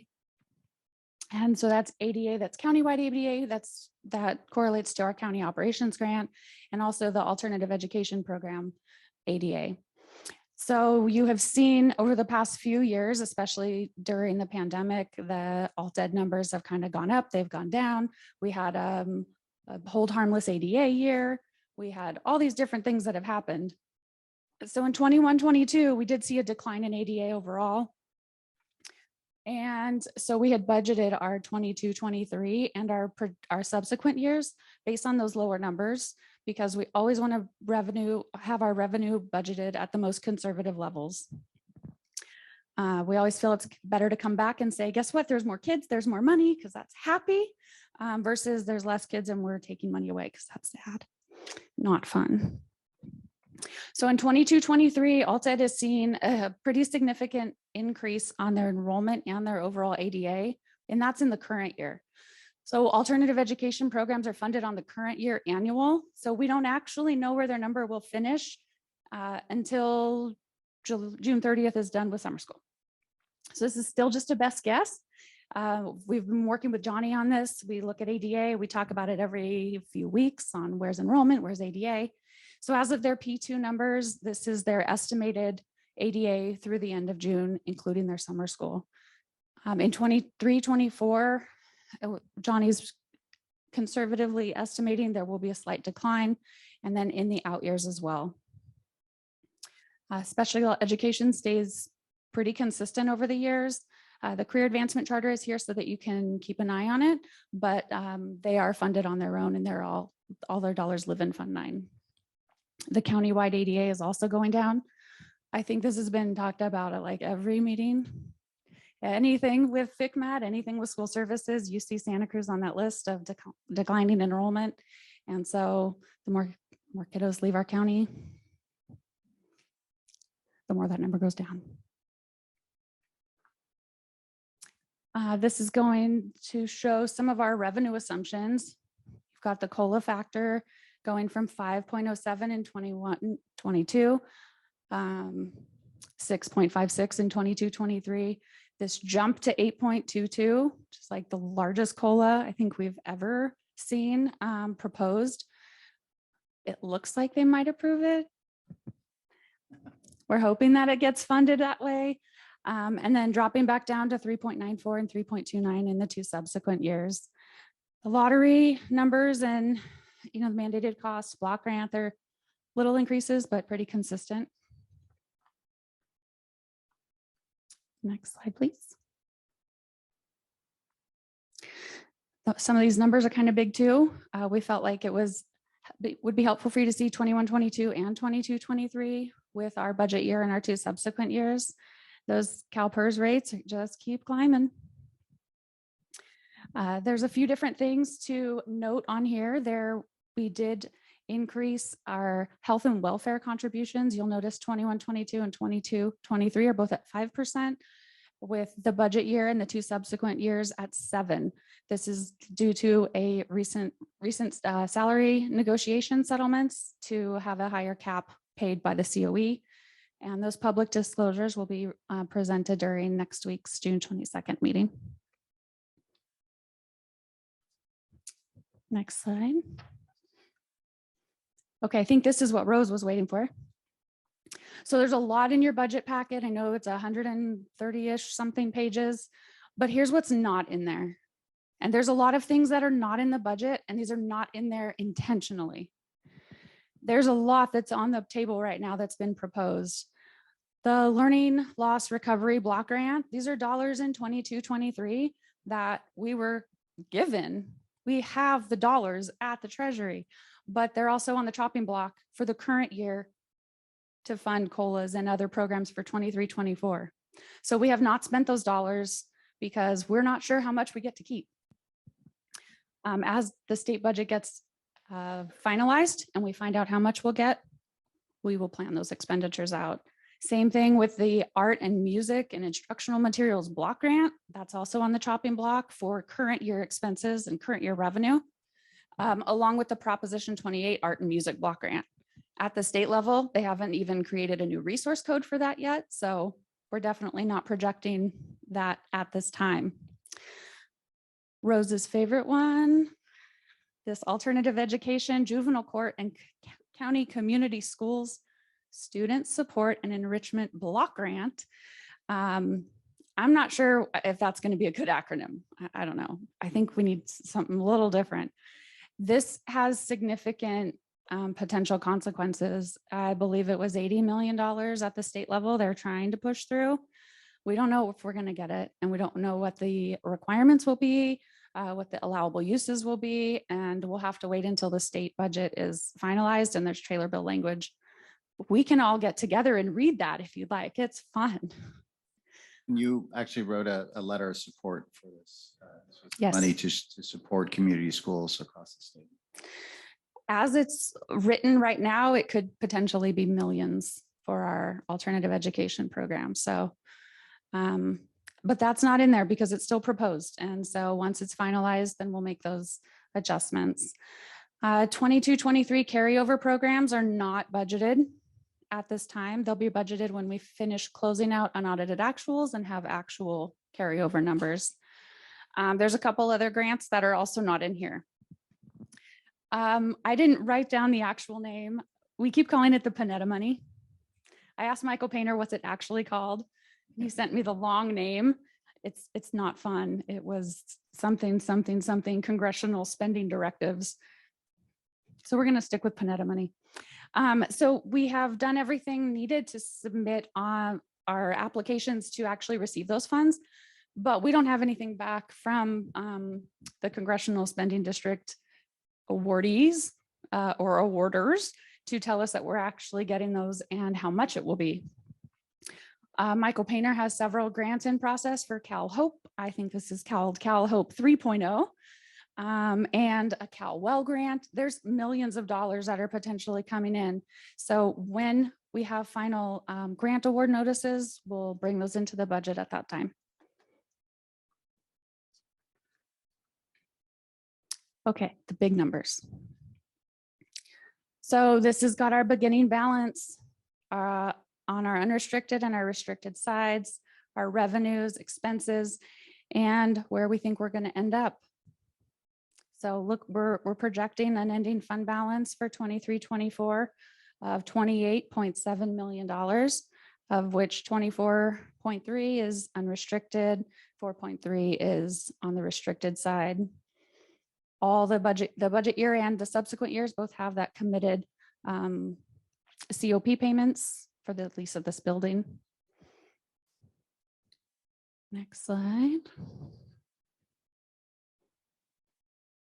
Okay, so when you're looking at that and you see that that deficit spending or that deficit budget looks like $4 million on your unrestricted side, it looks scary. It looks scary every year though, because there's so many unknowns at this time when we have to bring the budget before you. Looking back over the years, historically, we do show a large deficit at the adopted budget, and 23-24 is no different. Our revenue assumptions are always conservative, and our positions and our salaries and benefits, they're all budgeted based on the vacancies being full for the full year, which is, optimistic at best. It also includes all potential expenses that we know of at this time. Some people would call it like the worst case scenario, but I feel like that sounds just so negative. I didn't want to say it. But it really does look at if we could buy everything that we think we need right now for this full year, all of those expenses are already covered. So Leanne really loved this, adding this little graph in. And so the two different green lines, well, I guess it's hard to tell when they're both green. The one on the left-hand side, you'll see is going to be the estimated ending fund balances at adopted. And then the line on the right-hand side is going to be the actual ending fund balances at unaudited actuals. So you can see that for quite a few years, our actual ending fund balance does end at a much higher rate than we're projecting. Any questions so far? We're good. Okay, just making sure I haven't lost anyone. Okay. Okay, next slide, please. Okay, so for the unrestricted deficit, there are major items that are contributing to our projected unrestricted deficit budget. Negotiation settlements for all units have all been tied up. They're all finished, not tied up, wrapped up. They're concluded. Approximately 4% of that is being funded from our unrestricted reserves. As I mentioned, a lot of the different revenues on the restricted side with those grants and potential new dollars coming in that are not in the budget. Some of those are being funded out of the unrestricted side right now because we have to move forward on some of those initiatives and some of those projects, and we get the dollars in later. So we do expect to have a significant shift between the unrestricted costs and moving those over to the restricted side later in the year. Increased costs for CalPERS. We know they just keep going up. There are some other costs involved with OneSource, our countywide data warehouse implementation, one-time cost for some technology infrastructure and other building maintenance.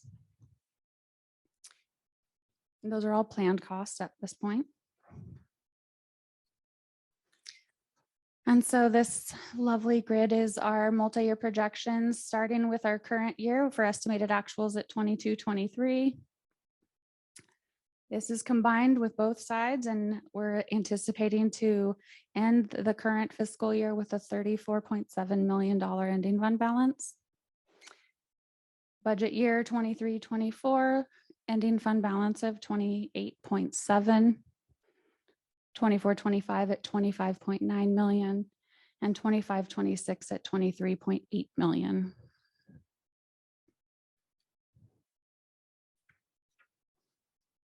Okay, next slide. So a lot of these criterion standards reviews are very similar. We see a lot of these time after time. Standard A1 was the county operations grant was changed out of range, which based on our current ADA and countywide decline is probably going to keep happening. Our projected change in LCFF revenue exceeds the prior year standards by more than plus or minus 1%. Since all of our revenue is based on ADA, this is going to continue to happen as well. Our LCFF revenue is calculated on the most current COE LCFF calculator. And there is also a revenue transfer from the LCFF on the unrestricted side into Fund 14 for deferred maintenance for planned deferred maintenance costs.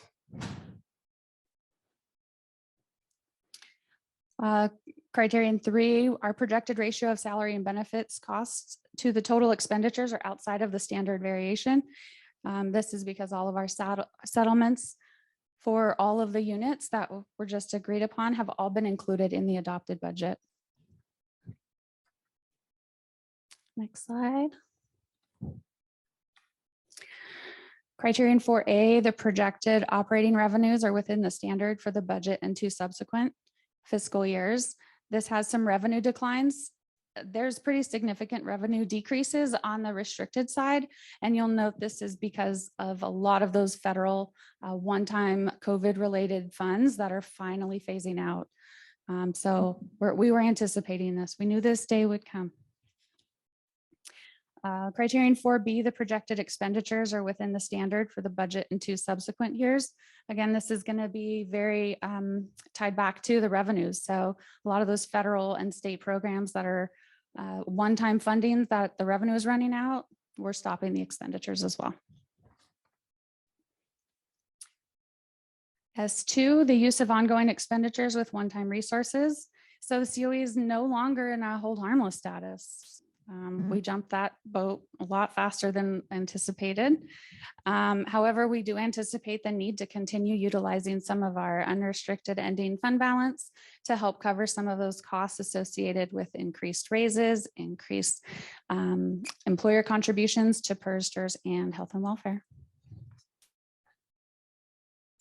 S5, this one's always so frustrating. So we get this one because it's outside of the range for contributions, yet this is due to our anticipated decrease in contributions to other programs. So this is us spending less money in other areas, and hopefully that continues. S6 is for our long-term commitments for our COP and for the purchase of this building. And this will continue to stay on your criterion standards review until the final payments are made in 2037. We've got to make this more fun, Becky. We need jokes next time. Okay, A3, our county operations grant is decreasing in both the prior fiscal year and the budget year. Well, because we know the students are leaving the county at a faster pace. One thing to mention on this, there has been talks of the 3-year averaging of ADA. This is not made available to COEs.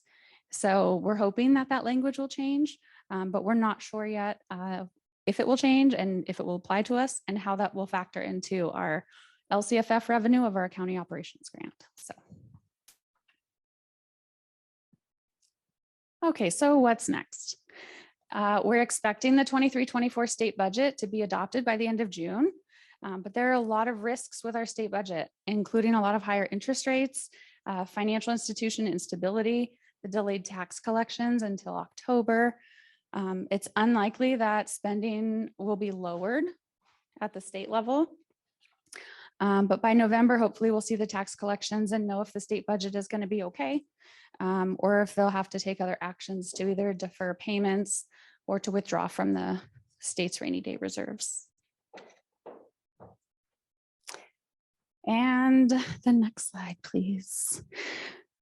The COE's 23-24 adopted budget will be updated for more after more information from the state budget and the distribution of federal funds becomes known.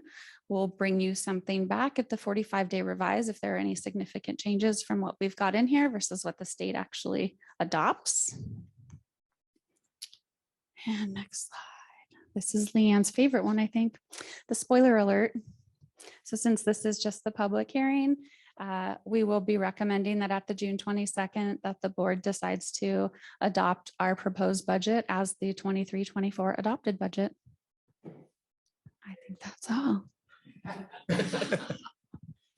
See, I told you low bar.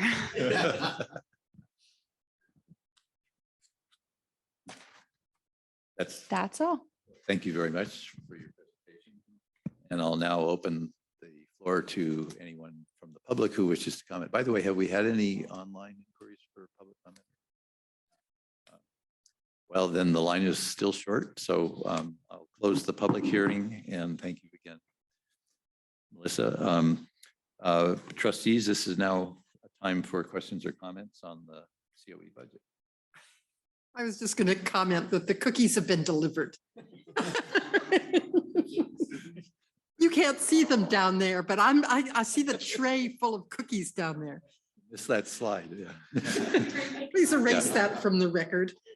You see that Trustee Filicetti has a hand up. Go ahead. Well, I can't go without bugging Melissa as promised. As you probably know, today the budget is being delivered to the Senate and the Assembly are coming together and delivering their budget to the governor as required if they want to get paid. I'm really following the 80 million very, very closely and have also written a letter to the governor. So I'll let you know if anything comes of that. One of the questions I do have, Melissa, is the whole ESSER piece. I couldn't find anything on County Offices of Education, but I know that EdSource is reporting that many of the regular school districts have actually spent very little of the money, and that 2/3 of the 13.5 billion has to be spent by fall of 2024, so a year from now. And could you just speak to that a little bit? And then before I say that, they also assured us, to the extent one can be assured, that it's not going to be clawed back. But I don't know if I believe that or not. On the ESSER funds, I mean, it's hard to say if they'll claw it back. They're asking, I submit reports every quarter on all of the federal stimulus money. It's incredibly detailed.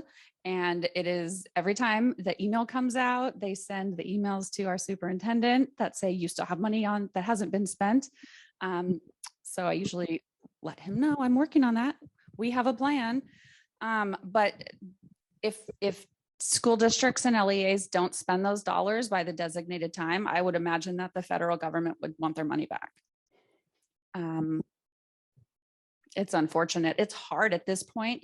When you look at the vast number of dollars that have come in to all of the school districts and LEAs over the past 3 years with very specific allowable uses and really specific criteria on how you can spend them and when you can spend them, it makes it hard. Our county office, we have the remaining of our SR2 funds budgeted to be spent before the September 2023 deadline. And all of the SR3 funds will be spent by the September of 2024, if not by June of 2024. So we are not looking to send any ESSER funds back from our organization. Thank you very much. Thank you. Any other questions or comments from trustees?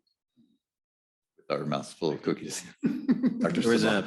Leanne who is not feeling well, but Leanne has joined us on Zoom and has made a comment. It says, Leanne says it's very difficult for many of our districts to spend down their dollars. COE is in a better position, says such.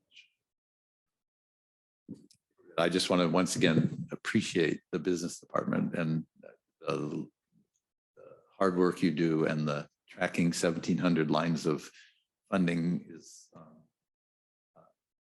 a lot. I'll just put it that way. And I know you know that better than I do. So thank you so much. We couldn't obviously do this without you. And, so Thank glad to you. have you. Thank you. Okay, and I have to say that the Board of Education will consider approval of the proposed 2023 to 2024 budget of the Santa Cruz County Office of Education at our next special board meeting on June 22nd, 2023 at 4 p.m. And that concludes this item. Thank you. Oh, yeah, I'm sorry, Dr. Saban. No, I just wanted to add my thanks to the business department, our deputy superintendent who is home ill, but connected with us, and our amazing team, Mallory Sainsbury. Is that right? Sainsbury, sorry, Mallory. And of course, Becky Olker and Melissa Lopez.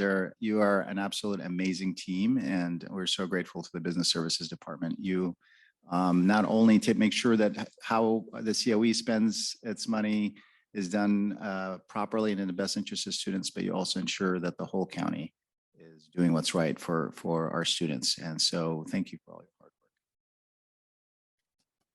work. Okay, trustees, we are now to section 9 of our agenda. The first item is 9.1, review of our updated County Board of Education Effective Governance Handbook. This update has come out of our work with the consultant from CSBA, Luan Rivera, and at our retreat a little while ago. And in our packet is the draft handbook, which incorporates the discussions that we've had. And I see this as a very important step forward for us to kind of finish the work on establishing how we work together, how we understand our role as board members, and what our commitments are to our job here on the board. Does any trustee have any comments about this? Basically, what we're going to do is adopt this, assuming that we're okay with it. And then Bernice will arrange for us to sign it, because that's part of the process, is that we all sign on to this as a mutual agreement. Any comments or questions? Okay, well, I'd first like to say that it's very clear, and it's very, I think it's right on what you've created here, what we have all created together. I wanted to make a comment about on page 310 of our packet. There are 3 instances of them of using the phrase, the school board trustees are representatives of the people, and the role of the school board is to govern the COE. I believe our title is the Board of Education, to distinguish it from a school board, because school boards are with local districts, And the Board of Education means something. Our title means something. It's where the board that has jurisdiction over the entire county, or not our jurisdiction basically, but I mean, we can't do anything, everything, but I think our title is important. And that on that page 310, I'd like to suggest that we strike the use of school board in every instance. If I didn't find them all, I believe I found them all, and to put instead Board of Education. So we're going to have a motion on the overall adoption, and if I get that motion, then I would accept the motion to amend along those lines. We have to be a little bit formal about it. Oh, I'm going to have to remember it all this time. No, I think we'll all remember. So Okay. if somebody would give me a master motion to approve, and then we can take that amendment and any others that trustees desire, and then Bernice can finish it. So Bruce, I'll make a motion to approve. Thank you. Because like Sandra, I have a bazillion changes to request. Okay. So So I need a motion second. to approve. We'll have a motion on the floor. Motion by Filistetti. Is there a second? This is just to open for discussion. We're not going to vote immediately. I'll Second by Roth. Okay. Now I'd be happy to accept an amendment from Trustee Nichols along the lines of correcting references to the school board and making them the County Board of Education. I need to say that again, or is that No, already- no, I'm accepting it because I remembered what you said.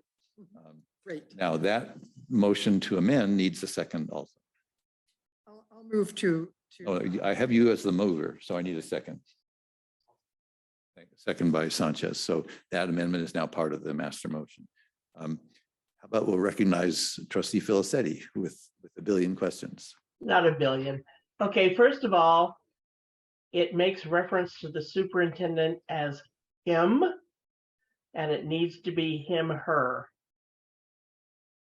For them. Or the superintendent. What page is this on? I noticed that in at least one or two places. So There's several places. all changing, all references to a gendered pronoun be changed. Correct. Either or a non-gendered pronoun. In the second bullet under the board can support the superintendent by, there's an indent that needs to be moved in one space. But the most important thing to me, and something I've been thinking about, I really don't like the wording of the first bullet. Spreading the idea that our superintendent can be counted on, I don't like that at all. And I've been trying to think of a different way. It already says the trustees can support the superintendent fulfilling his, her responsibilities by. And I don't know if it should be promoting or affirming or whatever the verb is, the superintendent's role as a county-wide leader is what I would propose. I mean, we figure out a system that, no, I don't like that at all. So you're referring to, this is on page Page 4 of the thing with 310 of our agenda packet. And the first bullet point, spreading the idea that our superintendent can be counted on to figure out a system to solve problems, example, COVID. Now, I kind of remember we touched that in the retreat, that the idea about, or the feeling behind that. So could you say again what you're suggested? Well, so either promote, so the lead sentence is the trustees can support the superintendent in fulfilling his, her responsibilities by. Then it needs an action verb. So it either has to be something like promoting or affirming or some action verb. The superintendent's, then I would propose the superintendent's role as a county-wide leader. And then I put ... I don't know if you want to make reference to solving problems or whatever, but I mean, what I think is my thought behind it is I feel it's our responsibility to support our superintendent. And I think back to COVID, how different it would be if the superintendent didn't feel that he had our support on making huge decisions that then were used to lead the whole rest of the county. Perhaps the action verb is recognizing. And then the phrase that you suggested after that. Recognize would be good, yeah. But I would say the superintendent's role as a countywide leader. I don't like the rest of that sentence at all. This is a proposed amendment. Trustees, are we okay with this? I'm going to take amendments informally as nods and so on until we get the final. May I, Yes. just taking that, you said recognizing the superintendent's role as a countywide leader to address challenges to our students and families? That sounds good to me. Yeah. Is that Rose is nodding? Yes. Yeah, that's perfectly fine. Okay. What, could you go back one to the indenting question? I didn't catch where that was. Yeah, the next bullet underneath that, maintaining needs to be moved over a space. Got it. Just a, yeah, got it. Yeah. That Bernice. Yeah. Okay, thank you. Rose, more? No, so you got mine, the his, her, the wording of that sentence and the indentation. It really wasn't a bazillion. Thanks for that careful reading of it. Trustees, any other comments or suggested changes to this?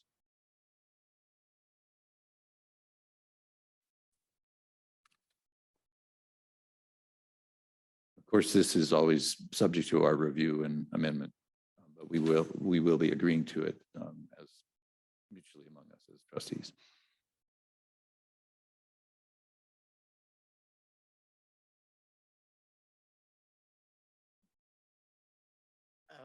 I believe we captured what we wanted at our meeting, and you're acknowledging that this is a living document that we're going to be reviewing over time, and that I hope that it is always the will of the board and the superintendent to meet once a year with this in mind as a review. It was excellent and actually fun day. There was humor. Good. I don't mean to rush anybody, but I'll keep saying, is there anybody have any further comments or suggested changes?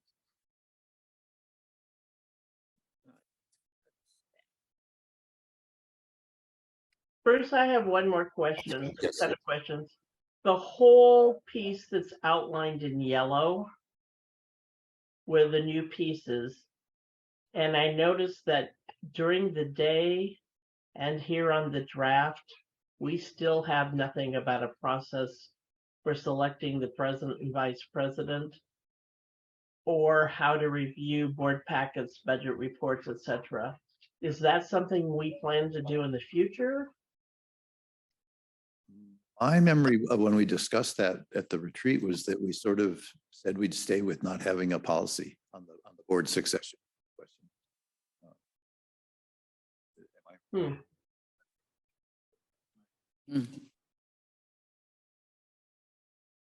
Yeah, that was We my can recollection. Always That, change our mind, within the year or next year. But that it has worked well. So I might suggest that if we aren't going to make it a policy, if you will, that particularly in how to review the board packet, budget reports, etc., that we come up with some type of practice that would be helpful to new board members. I mean, I know we're doing a whole onboarding process, but many of us have come from other boards and know how to do this. And I think it would be helpful if we aren't going to do a policy, then to at least come up with some practice language so that people who are new to the role would have a better idea of what's expected of them and how to go about it. So now you're not talking about, excuse me, officers selection, but you're talking about No, I'm talking about how to review board packets, budget reports, etc. The last one. Did we really not talk about that or decide not to do anything about that? What I remember is more general. We want every trustee to dig into it and understand it and do our best to knowledgeably approve things or change them if necessary. I don't remember thinking about it as far as a board policy for how we operate. Well, So- again, I'm not recommending a policy. I'm saying if we aren't going to put it here as a policy with a therefore kind of thing, that we at least consider it as an AR type of practice that we can share with any new board members that come after us. I can see as in some description of, particularly as you say, in an introduction to a new board member, that we have a section that said a regular practice of the board is as follows. Is that the kind of thing you're looking for? And the reason I say that is I go back to my district board experience and serving as the president. And back in the olden days when everything was paper. And one would look to the side and see that somebody had not even opened their packet. And therefore, perhaps we're asking questions that were actually answered in the materials. And I always with new board members sat down and talked to them about the importance of being prepared for the meeting. We do have an item, there is excuse me, a bullet point, and perhaps it could be strengthened under meeting guidelines, which is on page 13 of the packet, which is that we will come to meetings prepared to work, which that's a rather abstract way of saying it, but it does touch it. Yeah. So and to perhaps that could be extended to say prepared to work. We'll come to meetings having prepared to work with the materials presented or something like that. Is it? Yeah, that's overarchingly vague. Yes. I mean, right here, we have a section that says how to review board packets, board reports, etc. And what I'm hearing is we aren't going to put any language there. And so down below, we're going to say vaguely, come prepared. Would you like to see that bullet point there? We will come to meetings prepared to work, comma, having read or absorbed or some word like that, the relevant materials, including budgets and reports and. Yes, I would. I'm perfectly happy if you don't want to make it a whatever we're calling this. Or governance document, yeah. No. The protocols, structures, and processes. Those are the things that are highlighted in yellow. We're choosing not to adopt anything about how we select the president and vice president. But I propose that we actually put a little bit of teeth into the last paragraph, the how to review board packets, budget reports, etc. The last paragraph of the yellow highlighted part? Yeah. Okay, so that's actually on page 315 of our packet? 316. 316. You see everything highlighted in yellow. Yeah. Then the next piece is selected. Okay. I see what you're saying. There's two blank sections there. Sorry, I must have skipped over those. One of the blank sections, and this is on 316 in our packet. One blank section is selecting of the president, vice president, and the other is how to review board packets, budget reports, etc. I'm sorry, I totally had missed that when you referred to it the first time. Oh, okay, sorry, I should have mentioned the page number. Well, you know, in the sections above that, what we're describing there is practices and the rationales for them. So perhaps then we grab that phrase from up above that wasn't yellow highlighted under meeting guidelines that says we will come to meetings prepared to work, and add a section in the place you're referring to, the blank section on how to review board packets, budget reports, etc. That our practice is to come to meetings prepared to work, having reviewed budgets and other materials submitted in the agenda packet in order, or maybe that's all. And I don't know what, if you want to go down the rabbit hole of going to the superintendent, ask questions and all that type of thing, but again, I'm looking at this with an eye towards people who don't come, who are new to a board and want to do their best and want to be on a level playing field with people who have a bazillion years of experience. What is our expectation of them and how can we help them?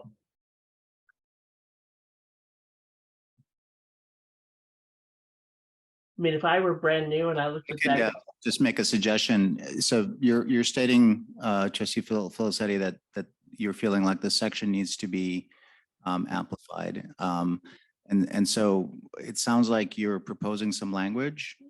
My recommendation would either be to for you to forward that language that you'd like to propose, make a motion, understanding that we are going to be making a modification in the future with this language of like approve it, and then we can add to it because as Trustee Roth said, it's a living document. So that way we could move forward because I think we could. No, that's perfectly fine. I just want people to be aware from where I'm looking at that is a completely vague statement. That would not tell me anything if I were coming to the board. And I encourage us to come up with language and put it in at some later date. Sounds great. One possible way that there might be time for is to have it on the meeting next. Come back with an amendment, and that would give some of us some time to think of some wording. Would that work as far as putting out the agendas? You need. If we want to include it in the backup, we would need it by tomorrow. Okay, let's not try that. Let's. Yeah.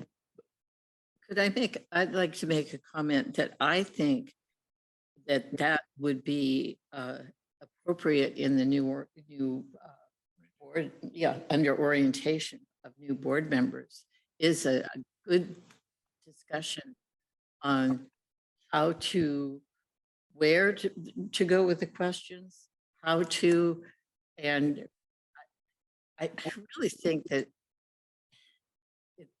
does it have to be stated that a person, how are we going to punish or check on a person reading the agenda, and to what level? How are we going to test if it's? I think that's partly answered by describing it as a practice as opposed to a rule. In other words, that we agree that our practice as board members, as trustees, will be that we will review materials, agenda, budgets. Well, then let me ask it a different way, Bruce. If we aren't going to fill these out, shouldn't we just remove them from the document? I've been wondering about that too. It's the same thing with the selection of president, vice president, or a vague base.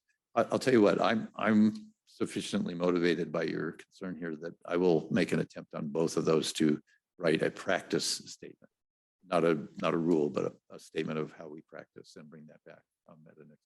I'll bring it back in. And I'm perfect. If you want to approve something in July, that'd be fine too. I just, if we're not going to do anything, then we need to remove it. Yeah. Okay. I will give that some thought and be in touch with the staff in time for the July meeting. And I'll circulate.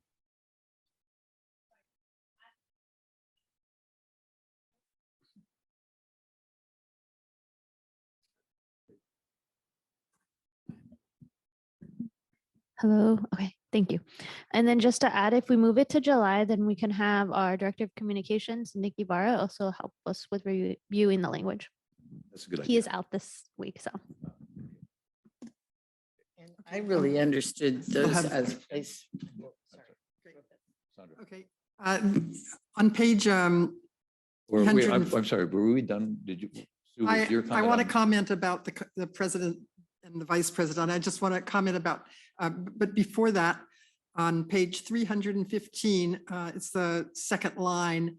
It calls the community outreach and legislative committee. That's the name of the committee, but here they have written the and sign and then AMP. I don't know whether that's ampersand or what, That's to make an ampersand work on a web page, and so it's not Okay. needed here.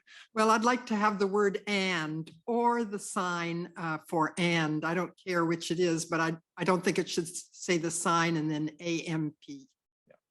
So could we change that to and? That's the name of the committee, Committee Outreach, Community Outreach and Legislative Committee. We'll spell it out rather than an ampersand. Okay. And then I've been on the board for 12 years.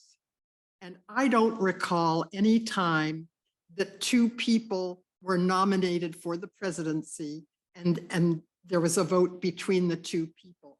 I've always, the way it, in my memory, the first person who gets nominated as president gets a vote taken on that. And that person could be voted up or down.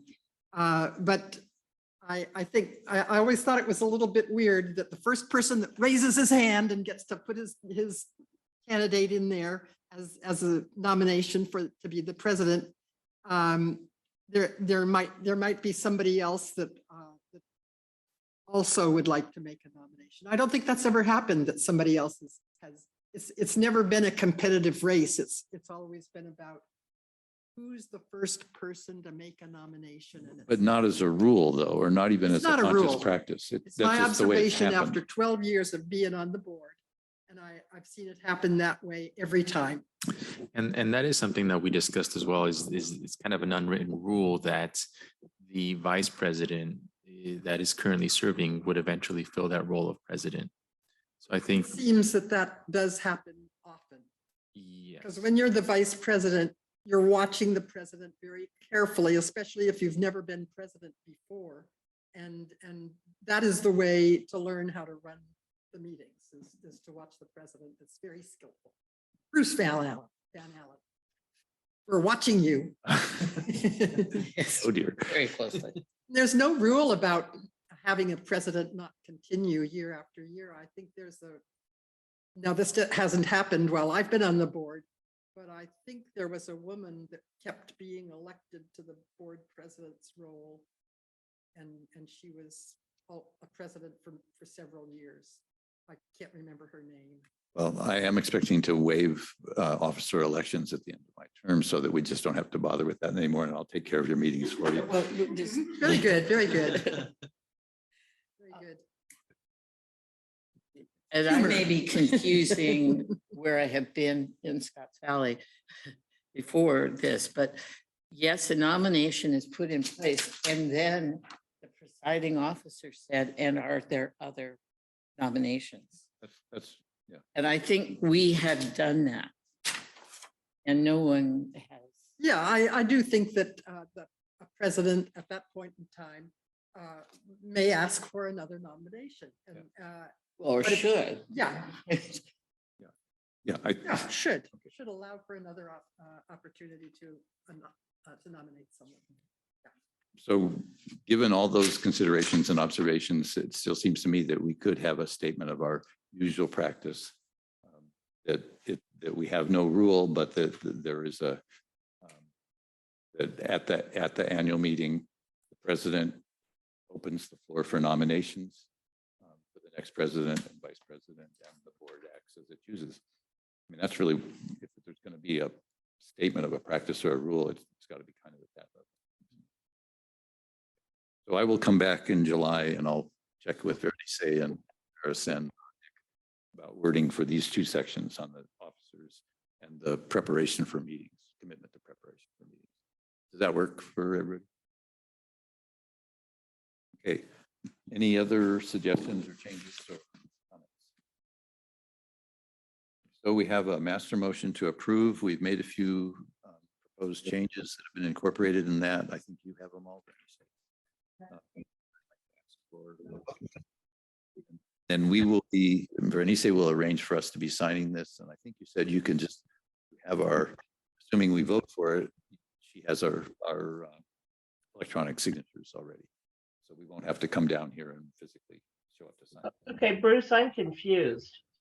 If you're going to come back in July with Nick's help, why are we voting on it today? Well, That's a good question. I was assuming we would go ahead and adopt this, and then in July, we'd be amending it for these last couple considerations. Why would we amend it a month later? Why wouldn't we just wait and approve it as amended? Is there some reason to do this today? Only that it came to us after Luann's work and after our retreat, and that was the timing of it. As far as I know, there's no requirement for us to adopt it today. Is that okay with the board if we put it off entirely until July? Comments? Dr. Yeah, just point of order that we have a motion and a second, and so either the motion has to be retracted or the Yes, vote. I believe I made the motion and I'll retract it. Motion has been retracted, so. I believe the second has to be said. And who's the second?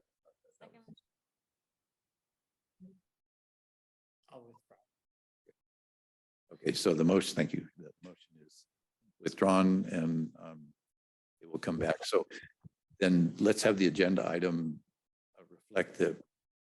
Well, I think we know what it'll be. So we'll rewrite it. We'll have a new draft to approve then with the changes we talked about today and an opportunity to add the language on those last two little sections that are In July. July. Thank you. Okay. Then that completes that item. Trustees, next is item number 9.2, which is to approve a resolution number 23-21 to bring back a retired employee for special projects. And staff, sorry, excuse me, we have a presentation from Leanne Wraith. Yes, and as you know, Leanne is not with Oh, us I'm this sorry, evening. Becky. That's Yeah. okay. I am substituting for Leanne, pretend I'm with, she threatened to get me a long wig, so don't have that just yet. That script, read your script. I totally get it. I've got my script right here. So good evening, everyone. And I was going to talk about the resolution to bring back a retired worker who hasn't been retired for more than 180 days. So this requires a special exemption. And it's according to CalPERS, the exemption has to come from the county board, not the district board. So the person in question is Colleen Boogiyoung. I'm probably totally massacring her last name. She's the fiscal director at Pajaro Valley Unified School District. And she is retiring on August 5th. And they had posted her position back in October of last year in order to fill it. And it's taken this long to actually get a really good candidate. The person has started, but they want a little bit more time to train. And as you all know, Pajaro also suffered quite a bit of structural damage from all of the storms that we had this year. And they are working to get a lot of money back from FEMA to help rebuild Pajaro Middle School. And that just requires an abundance of reporting, documentation that Colleen would like to take on if she was able to come back before her 180 days. Her 180 days would actually be up February 1st of 2024. So she is actually wanting to come back August 6th, the day after she retires, and help to train and complete all of this paperwork for Pajaro. Thank you. Questions or comments, board members? I'll make a motion to approve. Motion from Filicetti. Is there a second? Second. Second by Roth. And we need a roll call vote, please. Trustee Acosta, Aye. trustee Filicetti, Aye. trustee Nichols, Yes. trustee Roth, Yes. trustee Sanchez, Yes. President Van Allen. Aye. Motion carries unanimously of all attending. And we are down to number 10, the superintendent's report.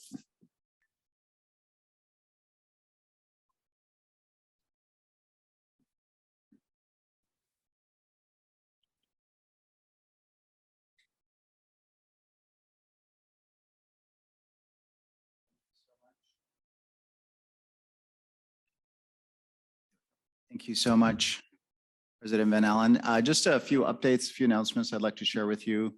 As we've transitioned from the end of the school year, the academic year, and into our summer school session, we have our own summer school programs that are taking place in many of our schools, and they will continue providing those summer classes until the end of June. So So that's taking place. I want to share with you that we're starting our trustee academy next week. We had 31 applicants to participate in our academy this year, which was wonderful. We've contacted many of them and not all of them are able to participate, but we're going to have at least 20 students from all over the county, with the majority coming from PVUSD, who are going to be participating in our trustee academy. It's very exciting. And Marlise Velasco, who is a board member at Live Oak School District, is co-presenting with me. We're going to be having 2 sessions a week instead of 1, as we did last year. So we're going to have more content with just really exciting time in support and supported by our new student leadership and engagement coordinator, Andres Ortiz. I wanted to remind you that this Monday is a holiday, as we are in celebration and honoring Juneteenth. Also wanted to let you know that this Saturday, we will have a Narcan distribution that's taken place. We are hoping to get as many families to have Narcan in their medicine cabinet and their cars. We are seeing a significant increase in the number of overdoses. Watsonville is one of the hotspots, as well as the Live Oak area, as well as some areas in the San Lorenzo Valley. So this is something that is here. It is something that is of great concern to us. And there is a workshop that's taking place at Watsonville High School this evening to help families learn about fentanyl and opioids and how Narcan can save a life. And it's part of a more comprehensive approach that includes prevention and includes things that we can do to support people who may be having issues of abuse with opioids and other drugs. We wanted to invite you to our admin kickoff, which is taking place on August 1st. We're going to have a student panel of the student trustees. So we would love for you to be there. It's going to be a great opportunity to check in with administrators from across the county. We'll send you reminders of these events that I'm speaking with you. Also, our managers retreat is the following day on August 2nd, and we'll have a staff orientation on August 7th. We would love it for you to be there. Also, if you'd like to drop by the Trustee Academy, I hear that Trustee Roth is going to be joining us for our first day, which is wonderful, and would love it for you to come by and talk about your role and talk to the students. They really appreciate having board members visit. We've been sent the details on those. Oh, that'd be great. Yeah. You one email with all the. Just a few things to share with you. We're launching our educator pipeline starting July 1. And so it's going to be the beginning, or a continuation, I should say, of our effort to start at the high school and maybe even middle school level to really provide some exposure for young people to think about a career in education. You saw some folks who are in the latter part of celebrating the latter part of kind of a culminating part of that process, which is these are mostly teachers or maybe counselors who are now administrators. But we recognize that if we want to address the teacher shortage and the educator shortage that we have, that we need to start earlier.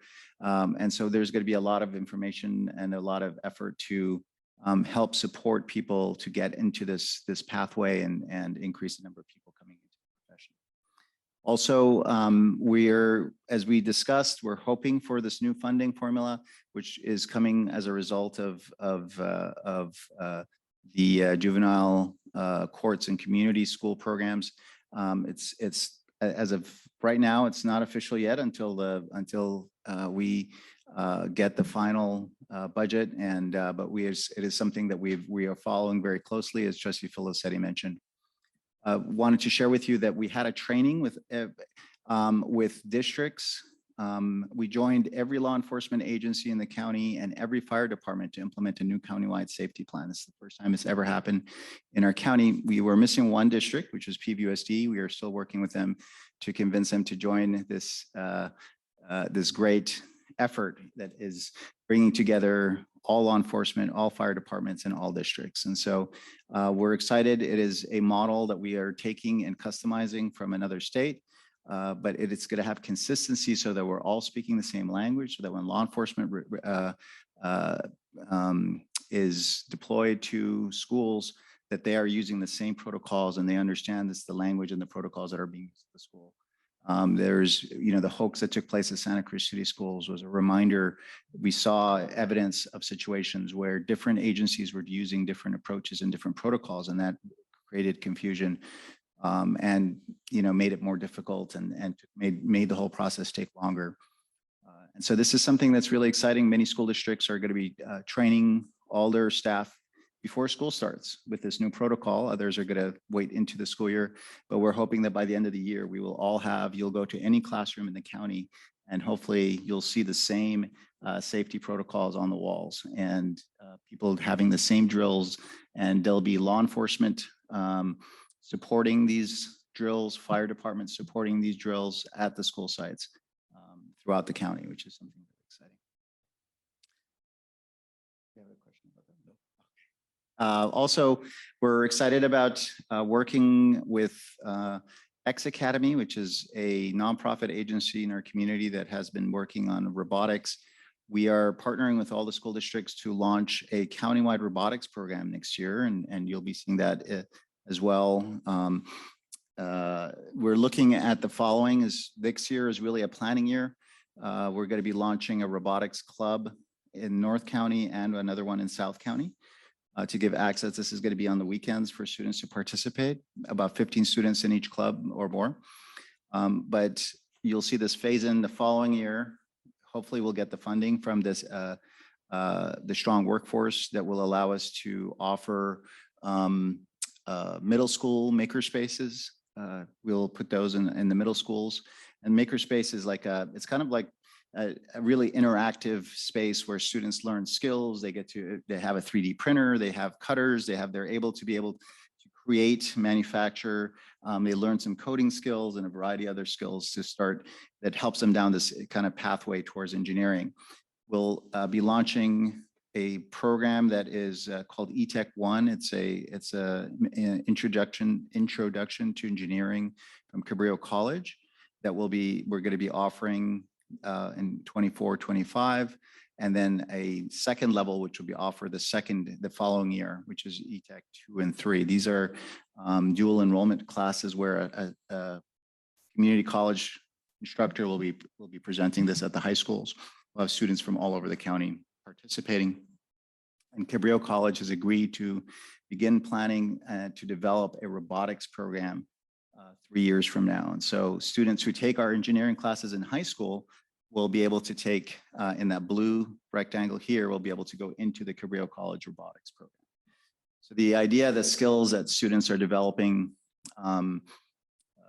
in all the different disciplines, they're going to be able to, there's manufacturing, there's coding, there's project management, there's marketing, there's fundraising. All these skills come together with robotics. And so any one of those gives the students a path that will really, we think will be exciting and give them opportunities to excel in a variety of contexts.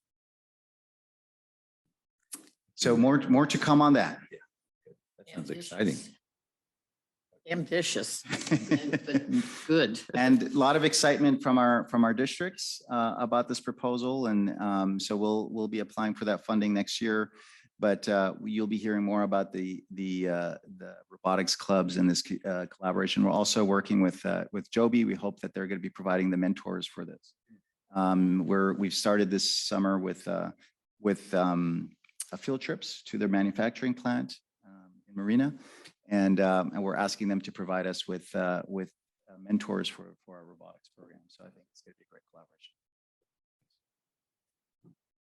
Now's the time for trustee reports. Let me ask Trustee Filicetti if you would like to go first with your trustee report.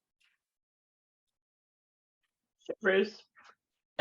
Well, this is actually one of my favorite times of the year because I have an opportunity to really get out into our schools and share in the celebration of students graduating. This is what we're all about. This is seeing the second chances personified. I've now heard Ferris's speech about 3 times, and he always tweaks a little different to keep my interest going. I had the opportunity, well, first of all, thank you very much for everybody for attending the special board meeting. I thought the piece about why are you a board member was critically important, and I learned a lot about each and every one of you. Thank you very much. Anyway, back to graduation. I got to go to the Oasis Aptos graduation and see students there and hear about what they were doing. And I kind of miss the graduations that we used to have where the staff talks about each individual student. But it was a wonderful opportunity. And then I went to the Oasis Watsonville graduation, same thing. And then I went to the Sequoia School graduation, and that was back to the piece where each and every, for the most part, every single instructor spoke about every single student and any challenges they may have overcome and how they were working their education around working and perhaps their own family. It always just is such a positive experience, and I wish more people could see it, because that's what we're all about. And then as you can see, I'm online here. I also did my Capital Advisors online. I did their budget perspective workshop that perhaps some of you were able to do in person at the tech center. And that's where I came up with all the niggling questions that I was asking staff all ever since. So anyway, great month. I love the month of May. I love this part of getting out into the community and celebrating our students with them. So thank you very much, Cruz. Thanks. Let me start down at the end. Sandra, you have a report? Okay. I attended the countywide Black graduation ceremony on May 20th. I kind of stepped in and after a little while, I got the feel for it. And then I stepped out because I had a family commitment that was going on. But the event had a wonderful feel and a very welcoming atmosphere in the Loudon or London Nelson Center. On May 24th, I attended the Star and Highlands graduation ceremony. That was in the parking lot of the COE. Very cold experience for me. I forgot to bring a jacket. On May 25th, I attended the special ed graduation and that is for special ed students and post seniors. And the event was full of good feelings. I was stricken by how the whole atmosphere was just one of joy, and the students were joyful and they participated in it. And I think there were 5 or 6 graduating seniors. They receive a slightly different kind of graduation certificate, but they do complete the program, and that was what the joy was about. And the other thing I did this month was I attended the Pride Parade. I didn't see you walking down the street, Bruce, but I was there too. And lots of pride was shown in support of GBLTQ+ community members. And many groups were their support, while some groups were doing some kind of performance, like there were pom-pom girls and flag twirlers, and there was a band. But unfortunately, I didn't get to hear them play. So they just walked by. Groups kept walking by, and I had a good month.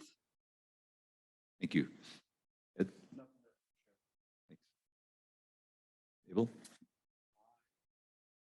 Want to echo, want to echo about a lot of what was already said. Self-evaluation, I think, is very important. That meeting that we were having, I think it's good. I enjoy, being with you guys, being able to talk, being able to discuss, get to know each other a little bit better. So thank you for putting that on. Looking forward to next year's as well. And then the graduations, again, amazing, really good experience. I was able to attend El Nido, DeWitt, Quetzal, Freedom, La Manzana, CAC's graduation, and it just made me want to be in the classroom. So that's going to be, one of my personal goals next year, is just to be more in the classroom, because it's been a while. I think COVID really threw a wrench into that, but I think it's something that I would like to explore a little bit more.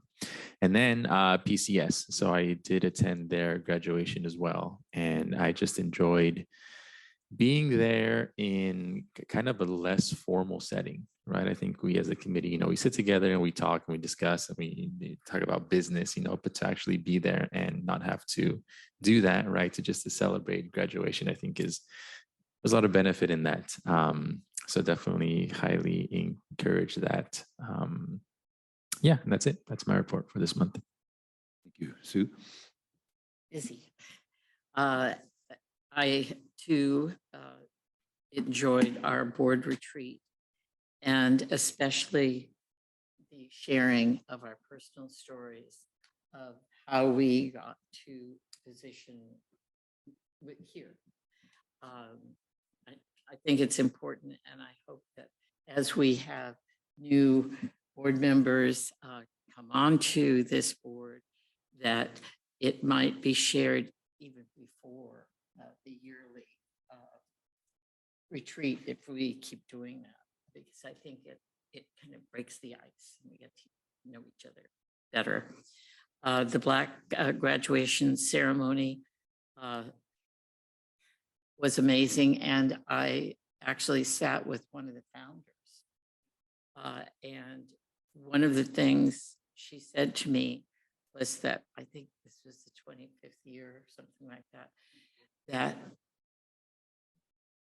when two women went to, it started at Santa Cruz High, and both had children of color, and that there was not one Black student graduating, at least that year.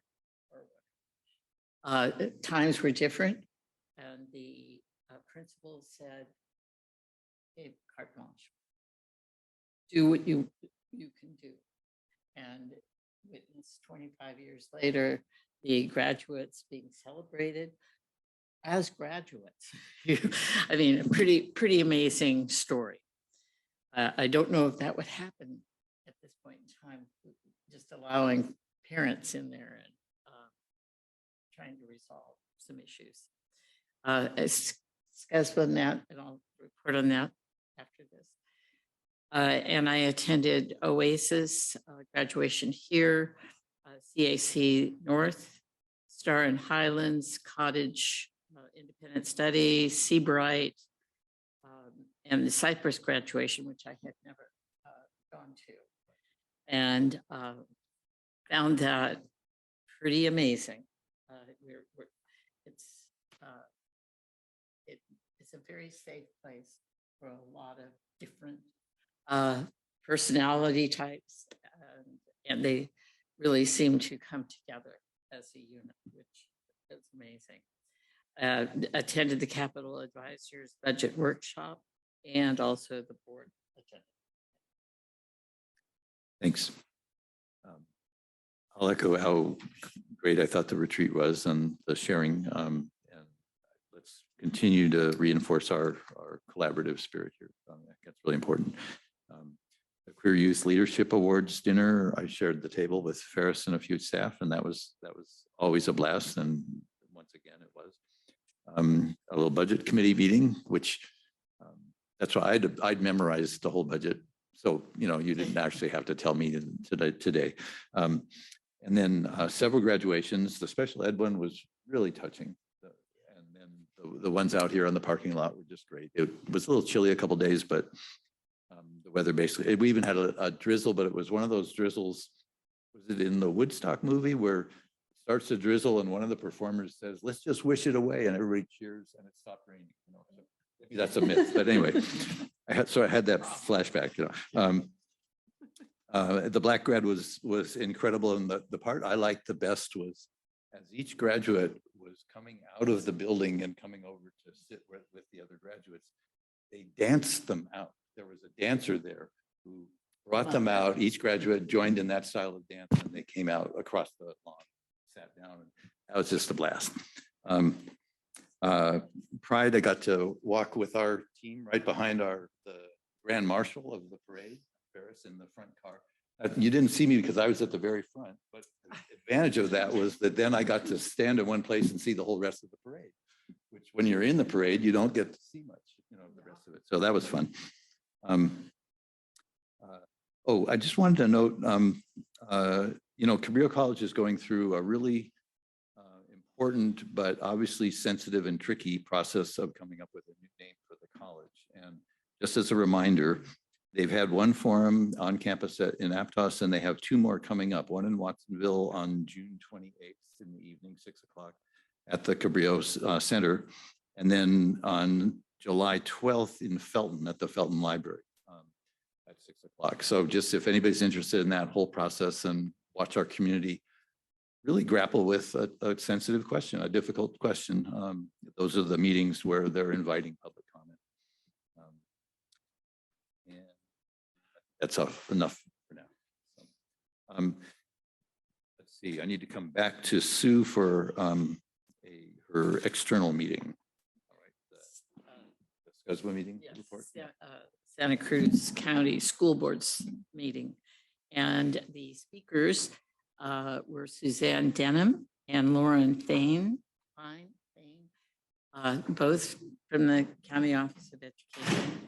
And it was concerning socio-emotional learning.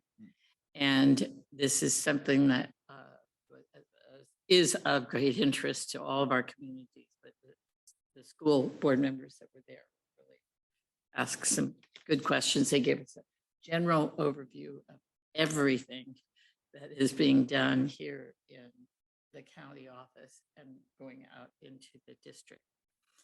And then just as far as the school districts themselves, just a few things. The SoCal hosted the QUELA, the Queer Youth Leadership dinner and award.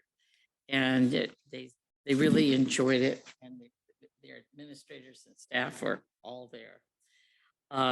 From PVUSD Paro, one of the things that was pointed out is this arts and music grant. They will lose $23 million, which, okay, that's significant.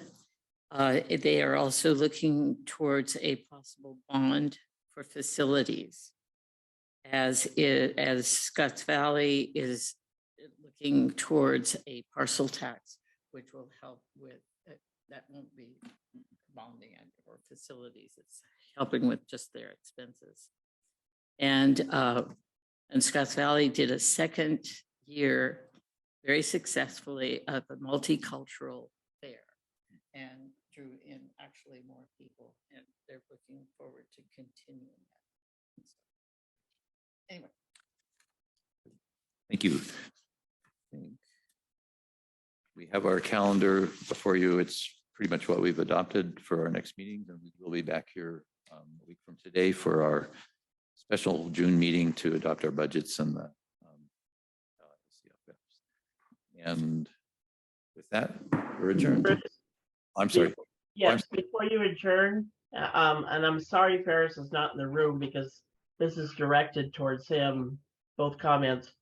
One, I hope all of you saw pictures of the incredible purple jacket he was wearing, because I want to know where to get one. It was purple sequin. I'm just going to go there. Second, I now have an incredible appreciation of what Berenice says about the microphone system, because I will tell you that all of you went in and out during the entire meeting. If you didn't have that microphone right by your lips, you literally would go in and out in terms of being able to hear the words. So maybe we need a little more discipline, a little more directional, a little more something. And I know I was the biggest complainer about having to turn the darn thing on. but it really makes a difference in terms of what the public hears and probably what gets recorded on the tape. Thank you for bringing that up, Trustee Felicetti. These mics are very directional. We'll I we'll didn't do our realize best with that. that. We'll do our best. Yeah, good. Okay, I would also like to thank Vernice again for all the work you do to get us ready for our meetings. Much appreciated. Thank you. Okay, now we're adjourned. Okay.